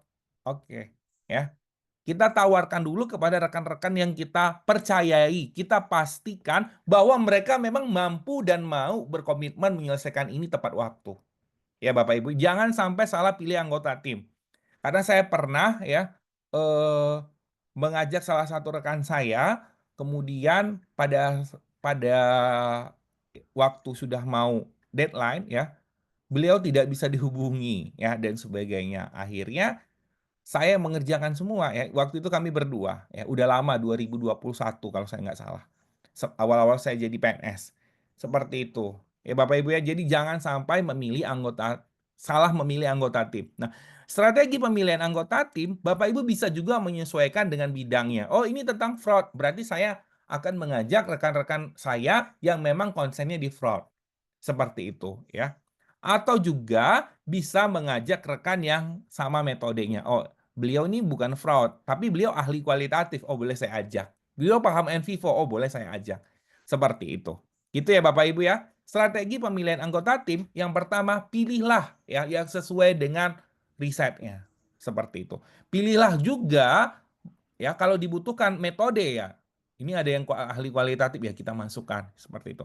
Yang ketiga, pilih anggota tim yang kita satu visi ya. Satu visi, satu tujuan, punya komitmen. Seperti itu. Kira-kira seperti itu Bapak Ibu ya. Jangan sampai kita menggerutu di belakang. Waduh, ini nggak kerja saya sendiri, ini jatuhnya cuma nebeng nama. Nah, seperti itu. Itu sangat penting ya Bapak Ibu ya. Terkait dengan strategi pemilihan anggota tim. Seperti itu. Dari pembagian tugasnya, pembagian biayanya, itu harus jelas. Yang kedua, pembagian tugas. Nah, ini sudah saya singgung juga tadi. Tugasnya apa saja? Nah, itu harus jelas Bapak Ibu ya. Jelas di awal. Oh, kamu tugasnya ini, kamu tugasnya ini, kamu tugasnya ini. Semua harus jelas.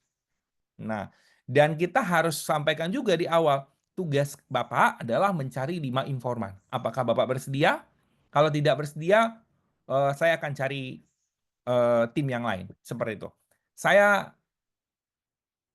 pernah ya melakukan riset ya berkaitan dengan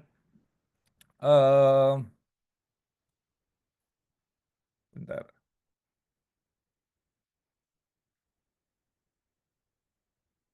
Peran pemimpin ya, pemimpin organisasi dalam mencegah fraud. Mana tadi? Ini ya. Nah, kemudian saya membutuhkan 5 pimpinan perusahaan ya dengan gaya kepemimpinan berbeda-beda. Seperti itu. Jadi saya minta salah satu rekan saya, kamu sanggup nggak, Bapak sanggup nggak mencari 3 orang saja pemimpin perusahaan, tapi gaya kepemimpinannya beda-beda. Kan gaya kepemimpinan banyak ya. Nah, seperti itu. Jadi kapan deadline-nya? Kalau disampaikan tidak sanggup ya, saya nggak sanggup. Saya cuma sanggup 1. Nggak sesuai dengan kebutuhan kita. Ya udah kita cari yang lain. Atau saya sanggup 3 Pak, tapi nggak bisa selesainya Mei. Selesainya harus September. Sedangkan deadline kita Mei ya. Nah, kita bisa cari yang lain. Seperti itu ya. Jadi memang harus didiskusikan di awal. Yang ketiga, pengendalian tim. Kita harus buat pengendalian. Kalau sampai pada saat deadline, ada hal-hal yang tidak diinginkan terjadi. Ya, ada anggota yang sudah bertugas menjalankan pekerjaan, misalnya melakukan wawancara ya. Pada saat hari H, ternyata dari 5 yang harusnya diwawancara hanya 1. Ya, apa alternatifnya? Bagaimana pengendaliannya? Itu harus kita rancang. Seperti itu ya Bapak Ibu, ini berkaitan dengan manajemen tim. Kalau penelitian kita ya menggunakan kategori tim ya atau kita berkelompok ya Bapak Ibu ya. Jadi kita nggak bisa ego sendiri saja ya, tapi kita harus melibatkan tim ya. Ada masalah di lapangan, ada masalah di publikasi. Nah, ini kita harus bagi tugas. Seperti itu. Nah, selanjutnya manajemen ide.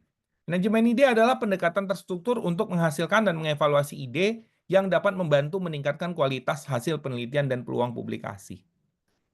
Ya Bapak Ibu ya, ide yang terbaru ya, ini akan meningkatkan kualitas hasil penelitian dan peluang publikasi ya. Jurnal publikasi, jurnal Sinta 2 atau Scopus Q1, Q2, Q3, Q4 ya. Biasanya sangat welcome dengan ide-ide terbaru. Seperti itu Bapak Ibu ya. Nah, salah satu penelitian saya ya berkaitan dengan auditor, konflik peran ganda, auditor single mom ya Bapak Ibu ya. Nah, saya sudah mengkonsepkan dan sudah mewawancarai juga beberapa informan ya. Kemudian eh, banyak tawaran-tawaran publikasi ya. Kebetulan ada rekan saya, dia chief editor di salah satu jurnal ya, di salah satu jurnal. Kemudian beliau tahu bahwa saya sedang riset seperti itu ya, tapi jurnalnya bukan jurnal akuntansi, jurnal psikologi. Beliau bilang ide menarik, kami pasti siap menerima. Seperti walaupun ada revisi-revisiannya ya Bapak Ibu ya. Seperti itu. Tapi paling tidak ada harapan ya. Ada harapan untuk diterima di salah satu jurnal. Seperti itu Bapak Ibu. Jadi dengan ide yang baru, dengan ide yang menarik itu mampu ya untuk membuat editor jurnal tertarik. Seperti itu. Nah, kalau kita ikuti ya di beberapa conference internasional ya, biasanya ada jurnal-jurnal ya yang menyampaikan bahwa mereka membutuhkan jurnal terkait ini, terkait ini, terkait itu. Apalagi pada saat kita presentasi. Mereka akan sampaikan, oh ini cocok masuk ke jurnal kami, Q2. Seperti itu. Ya Bapak Ibu. Jadi ide yang baru, ide yang menarik, itu mampu membuat artikel kita diterima di jurnal yang bereputasi. Peluangnya besar. Seperti itu. Nah, manajemen ide ada 3. Strategi pemilihan ide dan inovasi, pembuatan konsep dari ide, dan penyesuaian ide dengan tujuan publikasi. Kita tujuan publikasinya di mana? Di Q1. Ya, tentunya ide dan inovasi dari penelitian ini harus unggul. Ya, beda ketika kita masukkan ke Q4. Kira-kira seperti itu. Ya, itu yang dikatakan dengan manajemen ide. Nah, inovasi ya banyak Bapak Ibu. Sekarang banyak metode-metode penelitian digital. Ada etnografi, cyber fenomenologi, ya, dan sebagainya. Oke, selanjutnya manajemen waktu. Ya, proses pengendalian waktu berdasarkan suatu rangkaian kegiatan penelitian yang telah penelitian yang telah direncanakan dan telah dipertimbangkan berdasarkan kemungkinan-kemungkinan yang kemudian harus dilakukan pengendalian dalam prosesnya agar proses publikasi ilmiah dapat tepat waktu. Nah, seringkali molor-molor ya Bapak Ibu ya. Jadi saya pernah dulu ya 2022 kalau nggak salah. Saya pernah mau masukkan ke Sinta 2 ya. Wah, ini penelitian ini kayaknya bakal selesai Maret, saya pikir seperti itu ya. Ternyata molor jadi sampai September. Seperti itu. Manajemen waktunya tidak tepat ya Bapak Ibu ya, tidak baik ya. Sehingga tadinya kita targetkan selesai di bulan Maret, selesai malah bulan September. Seperti itu. Nah, begitu juga ketika kita publikasi. Jurnal kasih deadline 1 minggu, tapi kita malas-malasan, akhirnya nggak selesai ya. Seperti itu. Jadi manajemen waktu ini memang sangat penting. Ada 3, membuat rencana atau target publikasi. Ya, kita mau publikasi di mana, targetnya kapan. Kemudian membuat time schedule, ya. Kemudian strategi pengelolaan waktu. Ya Bapak Ibu, saya sudah menerapkan bahwa saya mengatur waktu ya 1 jam setelah bangun tidur ya, kalau saya bangun setengah 5 pagi berarti sampai setengah 6 ya, habis saya saat teduh itu biasanya saya langsung buka laptop ya, saya kerjakan misalnya apa yang mau saya kerjakan, oh saya membuat latar belakang dan sebagainya ya, di luar waktu-waktu yang memang telah saya siapkan untuk mengerjakan penelitian saya. 1 jam sebelum saya tidur seperti itu. Jadi itu harus kita konsepkan. Karena kalau kita nggak konsepkan nggak bakal jalan ya Bapak Ibu ya. Ya, manajemen waktu seperti ini ya. Misalnya saya nulis buku nih, 1 bab ya. Pokoknya 1 bab saya harus kerjakan 1 bab lagi. Pokoknya 1 hari itu harus ada yang saya lakukan untuk buku ini. Seperti itu. 1 jam sebelum saya tidur. Seperti itu. Sebelum saya tidur, apa yang saya kerjakan? Baca referensi ya. Kemudian membuat latar belakang ya dan sebagainya. Harus ada yang kita kerjakan seperti itu ya. Itu yang dikatakan dengan strategi pengelolaan waktu. Ya, jadi ini sangat penting ya Bapak Ibu ya. Jangan sampai kita kebablasan ya. Kebablasan dan akhirnya apa yang sudah kita rencanakan tidak sesuai ya. Molor dan molor terus. Akhirnya nggak jadi publish. Nah, ini yang terakhir, manajemen skill. Manajemen skill merupakan pengelolaan kemampuan peneliti untuk menghasilkan penelitian berkualitas sehingga memberikan peluang publikasi yang besar. Skill kita harus di-upgrade Bapak Ibu ya. Nah, memetakan skill yang akan dibutuhkan. Apa yang harus kita upgrade? Oh, saya harus bisa Fosviver, ya. Saya harus bisa bibliometrik nih. Peluang publikasinya bisa gampang nih. Bibliometrik gampang diterima di Q1, Q2 misalnya seperti itu. Nah, berarti kalau untuk saya bisa bibliometrik, skill apa yang harus saya lakukan? Seperti itu. Atau kita mau publikasi di Q1, Q2. Nah, jurnal ini minta menggunakan stata. Saya nggak bisa pakai stata. Misalnya seperti itu. Skill apa yang harus saya upgrade? Oh, berarti saya harus bisa pakai stata. Atau jurnal ini menerima dengan NVivo. Oh, berarti saya harus pakai NVivo. Seperti itu. Saya menggunakan kualitatif. Berarti saya harus bisa coding, ya. Open coding, ASL coding, selective coding. Atau saya sebelumnya menggunakan kuantitatif.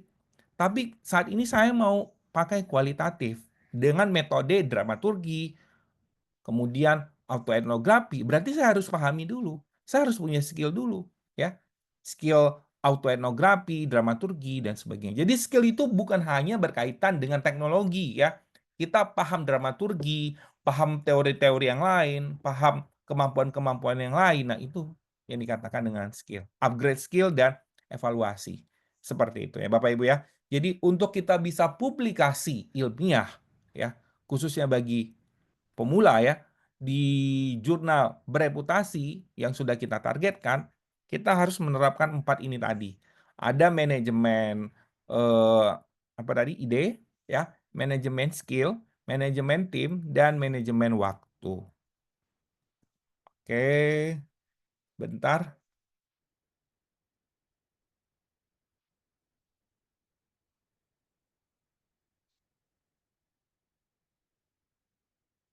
Bentar ya Bapak Ibu, saya coba share screen salah satu artikel saya.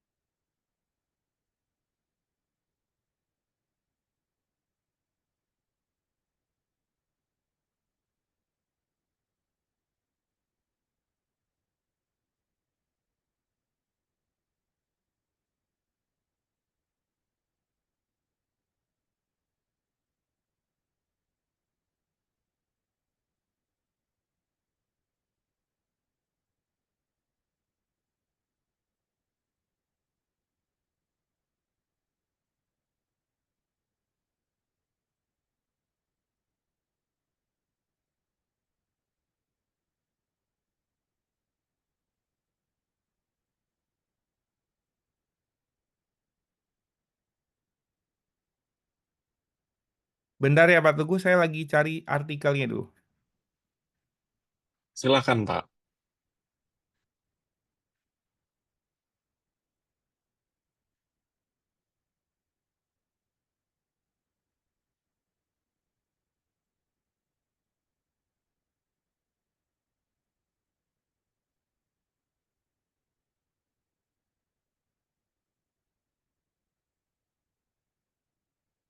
Oke, ini dapat.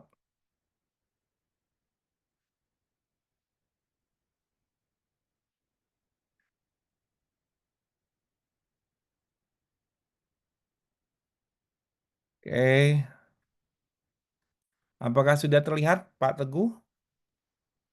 Terlihat, Pak. Ya, Bapak Ibu, ini salah satu penelitian saya ya dengan dosen Gambia, Pak Osman Jalau ya. Bapak Ibu, saya dari artikel ini ingin eh,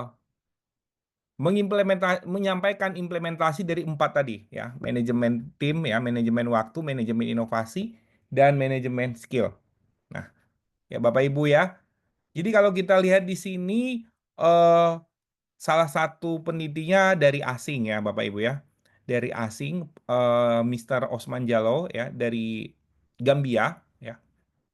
Kemudian seperti yang kita ketahui bahwa riset dengan dosen asing itu sangat susah ya, terutama waktunya. Kita waktu dengan mereka itu bedanya 12 jam dengan Osmania. Setahu saya 12 sekitar itu ya. Jadi kalau misalnya di sini siang, di sana subuh seperti itu ya. Jadi kalau mau diskusi juga butuh waktu yang sama seperti itu. Nah, jadi di sini saya bagi tugas ya, eh, antara beberapa peneliti ya. Kemudian termasuk manajemen ide juga ya. Jadi ini berkaitan dengan fintech lending ya, dan impulsive behavior, how great is the potential. Seberapa besar potensinya untuk niat melakukan fraud.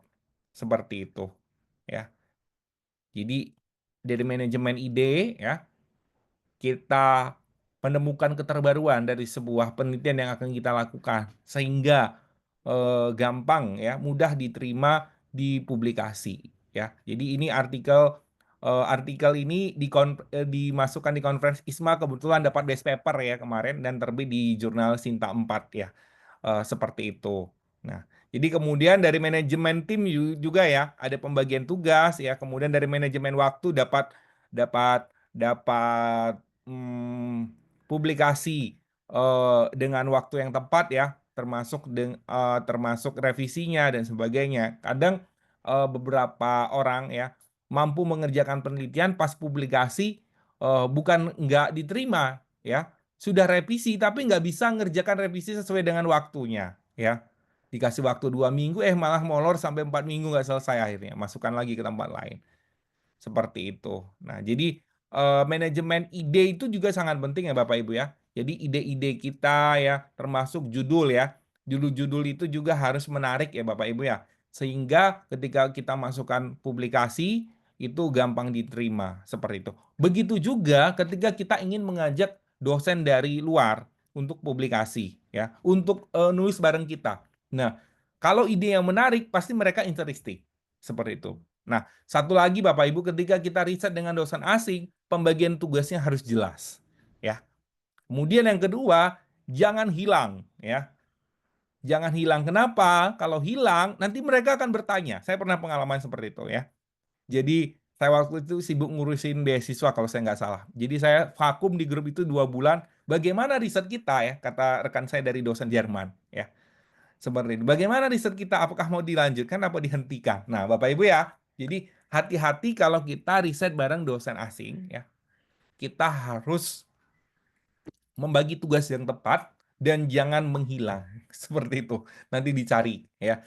Seperti itu. Tapi tergantung dengan ininya ya, karena biasanya setiap punya karakteristik yang berbeda-beda. Mungkin itu saja Pak Gede, nanti kita akan diskusi lebih dalam. Ya, silakan.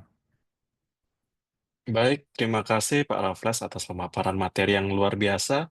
Jadi di sini kita sudah belajar mengenai manajemen publikasi, baik itu manajemen waktu, manajemen biaya, manajemen ide, manajemen tim, dan seterusnya. Baik, Bapak Ibu yang ingin bertanya bisa menuliskan pertanyaan di kolom chat atau bisa raise hand langsung untuk menyampaikan pertanyaannya. Silakan Bapak Ibu, ada yang ingin bertanya? Tak lupa juga saya mengingatkan Bapak Ibu untuk link presensi sudah di-share oleh Bapak Trijoko Sulistianto di kolom chat. Silakan Bapak Ibu mengisi link presensi tersebut.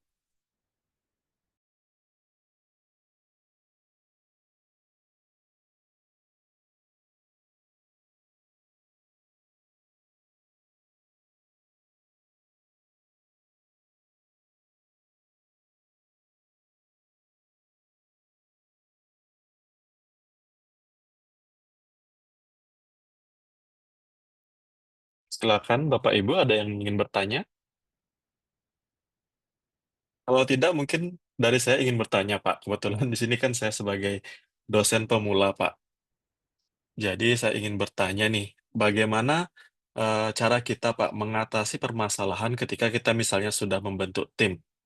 Namun dalam tim tersebut, dalam perjalanannya, ada beberapa perselisihan eh, terkait misalnya pembagian tugas, biaya, dan sebagainya. Bagaimana cara kita selaku ketua tim khususnya, Pak, ketika kita menjadi ketua tim, bagaimana caranya agar mengurangi perselisihan tersebut, potensi terjadinya perselisihan tersebut? apa yang kita lakukan.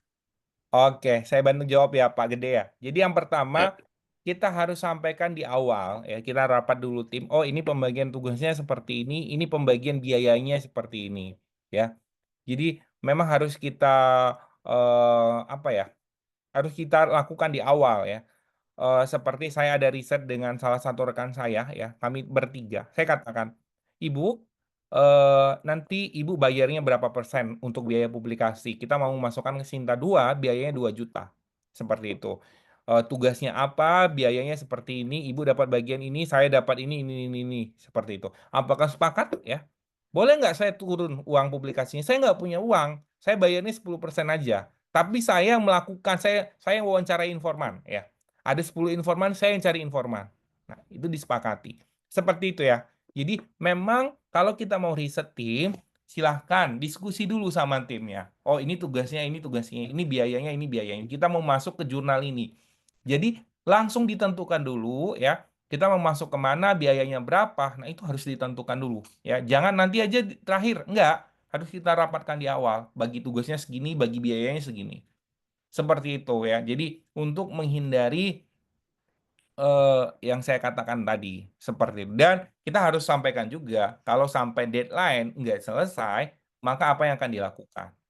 Seperti itu. Karena kalau kita nggak kasih seperti itu, nanti akan molor dan sebagainya. Seperti itu. Saya pernah punya tim ya, sampai deadline-nya saya udah diperpanjang 1 bulan nggak selesai. 1 bulan apa 2 bulan. Akhirnya saya yang handle, itu saya masukkan ke publikasi, namanya saya coret nggak saya masukkan. Karena tidak ada kontribusi. Seperti itu. Padahal di awal sudah komitmen. Nah, itu susahnya ya. Kalau misalnya risetnya sampai 4 atau 5 tim. Nah, biasa saya tuh lebih suka kalau riset tuh berdua atau bertiga. Kalau riset saya sih lebih sering biasanya berdua ya. Berdua, bertiga, biasanya seperti itu. Kira-kira seperti itu, eh, Mas Gede. Ya, baik Pak. Terima kasih atas jawabannya Pak. Jadi intinya itu adalah komunikasi ya Pak ya. Segala ya, sesuatunya kita harus komunikasikan di awal, baik itu biaya, pembagian tugas, dan sebagainya. Ya Pak ya. oke, iya benar. Baik, rekan-rekan jika ada yang ingin bertanya, silahkan menulis pertanyaannya di kolom chat atau menyampaikan langsung melalui raise hand. Ya, Pak Rifki, Bu Paskanova, kalau mau bertanya silahkan. Ya Pak, boleh bertanya Pak, apakah suara saya terdengar? Ya, terdengar. Silakan. Terdengar Ibu. Ya Pak, mau bertanya tentang pengelolaan tim riset. Ya, kita sebelumnya menentukan tim, eh, sebenarnya belum dapat ide riset yang fix. Nah, jadi kita bentuk timnya kayak terburu-buru gitu. Akhirnya waktu dapat ide riset yang sudah fix, ternyata rekan yang sudah kita bentuk itu, ya tim yang sudah dibentuk itu ada yang tidak berkaitan, maka itu bisa kita melepas atau merombak tim riset yang sudah terbentuk itu, Pak. Atau bagaimana bisa mohon diarahkan. Ya, itu Oke. saja. Ya, Bu Paskanova, suaranya agak-agak hilang ya. Kalau yang saya tangkap tadi, Ibu melakukan sebuah penelitian, sudah ada idenya, kemudian sudah dibuat timnya, ternyata berubah ide. Seperti itu ya, Bu ya? Iya, iya, betul, Pak. Benar ya? Iya, Nah, betul. ya, jadi saya izin jawab ya, Mas Gede ya. Jadi ketika kita melakukan penelitian, sudah dibuat timnya sesuai dengan topiknya, kemudian berganti. Nah, kita konfirmasi, Bu. Konfirmasi. Ini saya mau ganti penelitian. Ya, saya mau ganti penelitian lagi, mau ganti topik, mau ganti ide. Nah, apakah masih bersedia masuk dalam tim saya atau bagaimana? Dikonfirmasi saja, Bu. Kalau memang beliau masih bersedia, ya monggo silahkan lanjut. Kalau tidak, ya kita cari tim yang lain. Kira-kira seperti itu ya, Bu Paskanova ya? Bisa Ya, ya, dikonfirmasi boleh itu penting. Ya, gimana? konfirmasi ya, kok ya konfirmasi dan komunikasi apa ya? Hmm. Tanyakan dulu ya. Baik, Pak. Terima kasih. Oke, silahkan. Yang lain? Terima kasih Baik. Pak Raffles atas jawabannya. Ya. Ya, Pak mungkin Riki, Pak Bu Riki. Rini, silahkan Bu Rini, Pak Riki, Pak Rifki, harus dipanggil satu-satu nih. Pak Lauren, halo Pak Lauren. Silahkan kalau mau ditanyakan.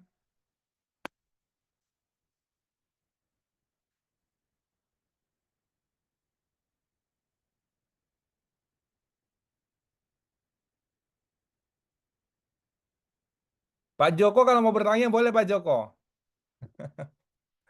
Oke.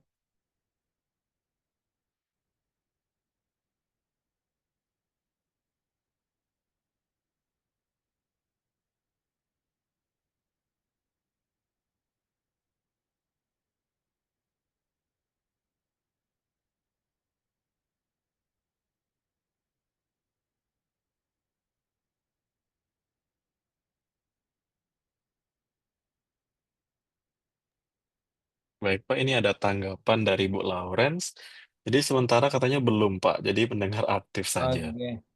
Nah, kalau misalnya ya ada yang bertanya, mana lebih enak penelitian individu atau penelitian tim ya? Nah, kalau menurut saya secara pribadi ya, eh, individu itu lebih enak ya. Kenapa? Poinnya pasti lebih gede ya. Kalau kita ngajukan insentif juga poinnya lebih gede karena nggak dibagi-bagi. Seperti itu. Tapi kalau individu itu selesainya pasti lama. Bapak Ibu ya, selesainya pasti lama. Nah, saya biasanya kalau riset individu, saya mengajak mahasiswa biasanya, mahasiswa atau alumni-alumni ya. Alumni mahasiswa yang udah kerja ya, tapi biasa dia jadi tim riset saya. Nah, saya akan ajak, oh, ini kamu nanti olah datanya ya dan sebagainya seperti itu. Nah, dalam publikasi tetap saya masukkan ya, tetap saya masukkan. Atau saya sendiri misalnya di publikasi, tapi di belakang layar nanti ada mahasiswa yang kerja seperti itu, kerja ngolah data ya dan sebagainya. Tapi kalau misal kita melibatkan asisten peneliti dan sebagainya, ya itu tadi kita harus mengajari mereka. Seperti itu ya Bapak Ibu ya, harus mengajari mereka. Seperti itu. Ada pertanyaan Baik, Pak Pak. Rifki ya? Ya, ini ada pertanyaan dari Pak Rifki Novrian dan bertanya terkait penelitian kualitatif. Masih awam nih, Pak. Baiknya untuk riset kualitatif yang lebih utama disiapkan terlebih dahulu, apakah informan atau pertanyaan wawancaranya? Atau ada hal yang lebih utama yang perlu disiapkan dengan catatan tema atau topik risetnya sudah jelas ditentukan? Oke, kalau kualitatif itu biasanya topiknya tuh udah harus jelas ya Bapak Ibu ya. Misalnya saya meneliti tentang auditor disabilitas, harus jelas topiknya. Kemudian informannya juga harus ada ya. Jangan sampai topiknya sudah ada, informannya nggak ada. Ya Pak Rifki ya, kita mau meneliti tentang auditor disabilitas. Topiknya bagus tuh, auditor disabilitas. Profesionalisme auditor disabilitas dan kemampuan mendeteksi fraud. Bagaimanakah? Apakah auditor disabilitas mampu mendeteksi fraud? Ya, misalnya seperti itu.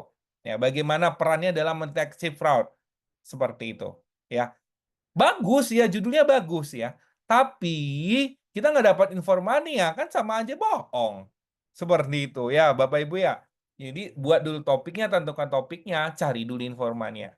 Ya, Eh, riset riset saya disertasi yaitu tentang profesionalisme man auditor government ya. Man auditor government, auditor laki-laki yang bekerja pada pemerintahan BPK atau BPKP. Nah, saya harus dapat dulu informannya, baru saya yakin untuk menulis disertasi saya. Harus lakukan pra-riset. Nah, setelah itu baru saya melakukan pra-riset ya. Setelah melakukan pra-riset baru saya lanjutkan. Ya, kalau di kualitatif kata kuncinya kita harus tentukan dulu topik, ide penelitiannya sudah dapat, sudah jelas, baru cari informan. Jangan sampai udah ujian proposal ya, udah buat bab 1, bab 2, bab 3, ternyata informannya nggak ada, nggak mau diwawancarai, ngulang lagi dari awal. Gitu ya Bapak Ibu ya. Kalau di kualitatif itu informannya harus sudah jelas. Siapa yang mau kita wawancarai? Seperti itu ya. Kira-kira seperti itu. Kalaupun nanti ada yang mau diganti informannya nggak apa-apa. Yang penting sudah ada ya, sudah ada, udah jelas. Oh ini auditornya udah jelas, sudah dapat seperti itu ya. Kalau auditor laki-laki pada pemerintah kan banyak ya. Jadi kita tinggal tanya aja ya. Tapi kalau auditor disabilitas, nah itu yang susah ya. Jadi memang kita pastikan harus ada dulu auditor disabilitasnya. Seperti itu. Atau riset yang saya lakukan kemarin tentang konflik peran ganda pada auditor single mom dan profesionalisme auditornya bagaimana, serta kualitas auditor. Nah, berarti saya harus cari auditor single mom-nya. Nah, auditor single mom itu kan susah. Auditor single mother. Itu yang susah ya. Kita harus cari dulu ya, memang benar-benar kenal ya, seperti itu. Ya kan nggak mungkin kita tanya ketika ketemu, benar ibu single mother nggak? Kan nggak mungkin. Seperti itu ya. Ibu single parent nggak? Kan nggak mungkin. Pertanyaan yang nggak ini ya. Jadi kita harus tahu dulu, cari tahu. Oh, ini saya punya rekan nih. Nah, biasanya riset-riset yang seperti itu sangat susah dilakukan untuk sendiri, ya Pak Rifki ya. Susah. Jadi kalau riset-riset yang kita susah cari informan, kita harus cari tim. Tugas kamu adalah mencari auditor single mother. Tugas Bapak adalah mencari auditor disabilitas. Seperti itu. Biasanya riset-riset yang susah cari informan, saya bakal cari anggota kelompok saya, tugasnya tuh hanya simpel satu, cari informan dan wawancara informan. Nanti pertanyaannya saya siapkan. Seperti itu. Karena kalau sudah seperti itu, sangat susah carinya. Auditor disabilitas itu susah. Ya. Ini aja saya baru nemukan 3 auditor disabilitas. Seperti itu. Itu kira-kira ya. Ya, Bu Paskanova mau bertanya. Silakan Ibu Pascanova, ini waktunya lagi tinggal 2 menit sebenarnya Bapak ya, jadi ini pertanyaan terakhir mungkin ya. Iya, baik Pak. Silakan Ibu. Baik, terima kasih Pak. Menyambung yang penjelasan tadi Pak, terkait penelitian kualitatif, dalam proses wawancara itu apakah kita punya dimensi dulu yang harus mau ditanyakan begitu? Jadi ukuran kita mau mengukur apa itu apakah sudah harus ditentukan begitu? Saya belum pernah riset kualitatif sih Pak, jadi baru mau mencoba jadi mau diarahkan. Iya, harus ditentukan ya Bu ya. Jadi tujuan penelitian kita ini apa? Outputnya apa? Ya, misalnya seperti auditor single mother yang saya katakan tadi. Nah, tujuan penelitian ini bagaimana konsep work family balance ya bagi single mom ya, auditor single mom ya, mengatur antara pekerjaannya sebagai auditor dan perannya sebagai single mother dalam kehidupan rumah tangganya. Nah, kemudian, outputnya apa? Outputnya berupa sebuah kebijakan yang nanti bakal diterapkan ya pada apa ya? Kalau dia KAP, kalau dia misalnya pemerintahan misalnya tadi. Apa tujuan yang diharapkan output dari penelitian yang mau kita lakukan ini. Nah, nanti akan menyesuaikan dengan pertanyaan-pertanyaan wawancara, Bu. Jadi pertanyaan wawancaranya yang menyesuaikan dengan tujuan penelitian tadi, ya. Jadi ketika kita wawancara informan kita terjawab semua seperti itu. Karena menyesuaikan dengan pertanyaan penelitian, menyesuaikan dengan tujuan penelitian dan menyesuaikan dengan rumusan masalah. Ya, misalnya penelitian kita tentang auditor single mother ya, berarti pertanyaan pertama harus kita yakinkan bahwa informan kita benar-benar auditor single mother. Kemudian konflik peran gandanya, apa saja konflik peran gandanya ya, dia berperan sebagai apa saja. Jadi kita pecah dari beberapa item, Bu. Misalnya dalam penelitian kita ada 5 item. Setiap item itu harus ada pertanyaan-pertanyaan yang menyesuaikan kepada informan. Ya, misalnya tentang profesionalisme. Ya, berarti pertanyaan kita kepada informan harus tentang profesionalisme. Seperti itu. Jadi kita bagi. Ada 5, berarti 5 kategori ya. Kita bagi. Setiap kategori ini harus ada pertanyaannya untuk menjawab tujuan penelitian tadi. Paham ya Bu Paskanova? Paham nggak kira-kira? Iya, baik Pak. Berarti Gitu. kayak dia jadi indikator juga begitu kalau di Iya, penelitian kualitatif. benar. Misalnya apa? Ibu judulnya apa? Saya langsung praktekkan aja ya, biar Ya, gampang. saya baru punya ide penelitian faktor-faktor identifikasi faktor-faktor yang mendorong Apa? Benar-benar apa apa judulnya? ini Pak, identifikasi faktor-faktor yang mendorong Identifikasi faktor-faktor, identifikasi faktor-faktor yang mendorong perempuan Papalele mengadopsi perempuan pasar digital. Papalele. Iya, Papalele mengadopsi perempuan digital gitu. pasar digital, Pak. Oh, pasar digital. Salah. Oke. Ini karena ada sedikit fenomena Pak di kami PKM tahun lalu kami ajarin cara pakai website untuk jual. Ternyata dari 25 peserta itu yang pakai cuma 3. Nah, saya mau riset tapi dalam jumlah besar sepulau Ambon karena banyak perempuan Papalele di tempat di kami sini. Jadi apa sih yang bisa membuat mereka untuk mau pakai platform digital untuk jual ikan begitu. Dan saya mikir tidak bisa, mungkin lebih tepat pakai kualitatif ya supaya bisa mengeksplor apa yang mereka pikirkan begitu. Ya, berarti kalau seperti ini ya misalnya perempuan Papalele. Perempuan Papalele itu berarti kerjanya apa? Kerjanya setiap hari jual ikan, Pak.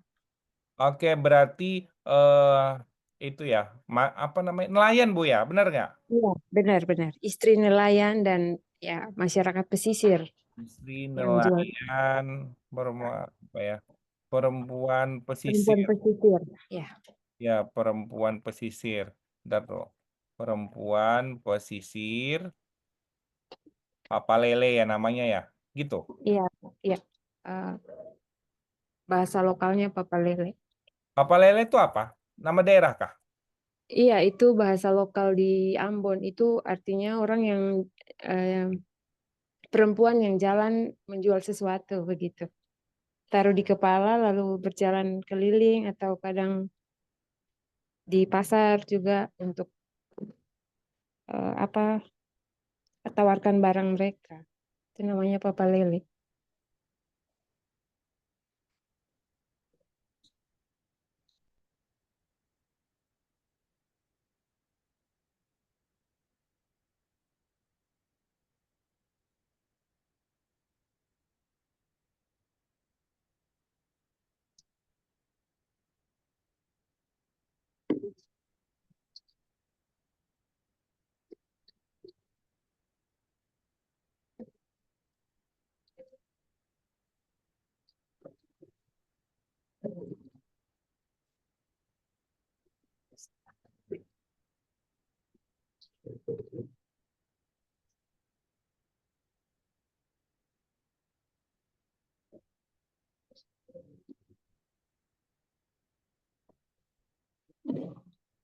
Karena profesionalisme perempuan pesisir.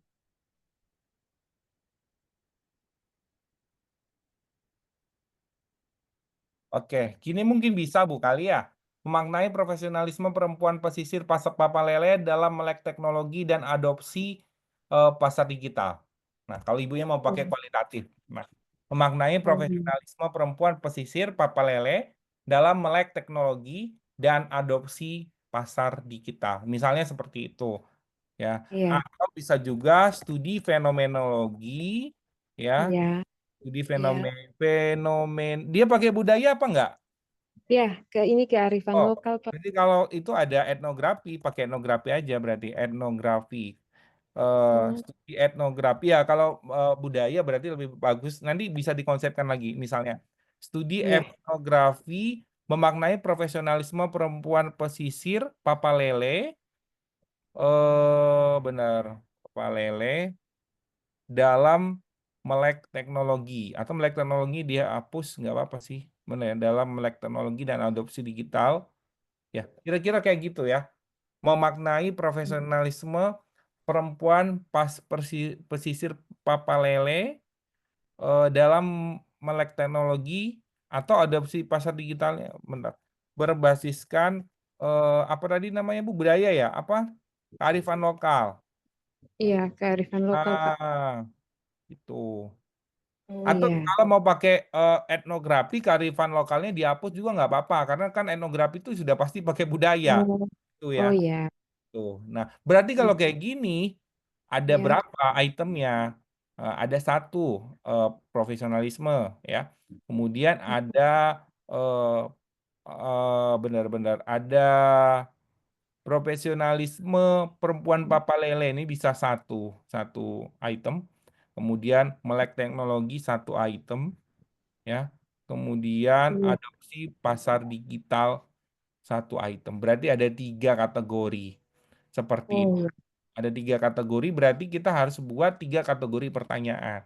Profesional perempuan pesisir pasar lele, kemudian melek teknologi dan adopsi digital. Jadi dari 3 tujuan penelitian ini tadi nanti eh, ke dalam beberapa pertanyaan penelitian. Seperti itu ya, Bu ya?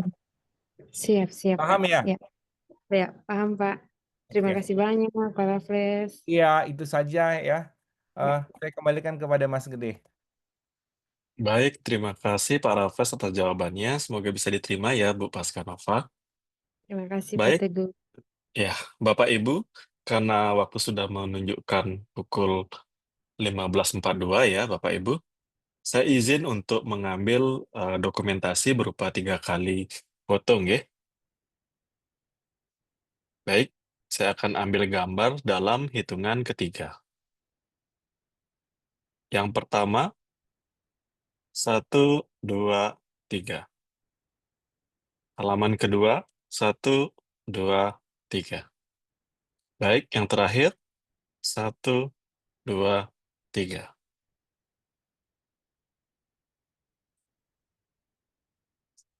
Baik, Bapak Ibu, kita sudah sampai di penghujung acara. Izinkan saya menyampaikan kesimpulan webinar kita pada hari ini. Webinar Strategi Sukses Publikasi bagi Pemula memberikan pemahaman yang penting tentang cara memulai publikasi yang efektif, khususnya bagi pemula. Kita diajarkan untuk memilih topik yang relevan.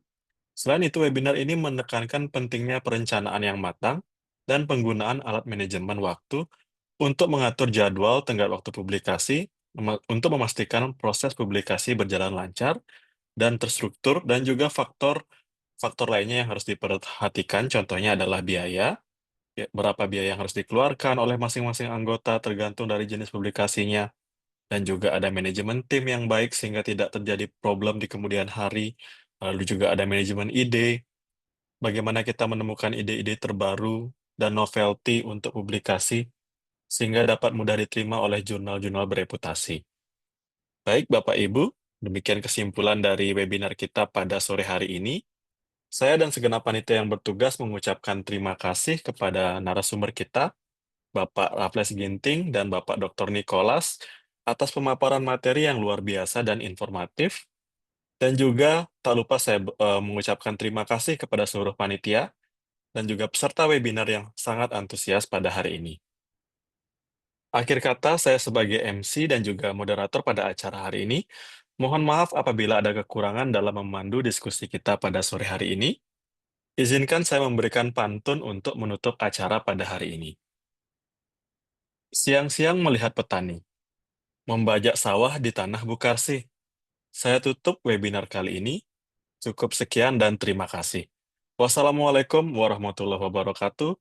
Salam, namo buddhaya, dan Om Santi Santi Santi Om. Terima kasih Bapak Ibu.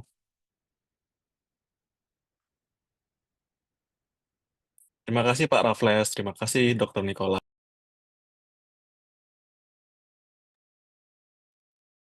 Iya, terima kasih juga sudah mengundang. Semoga materinya bermanfaat ya. Amin. Makasih Pak.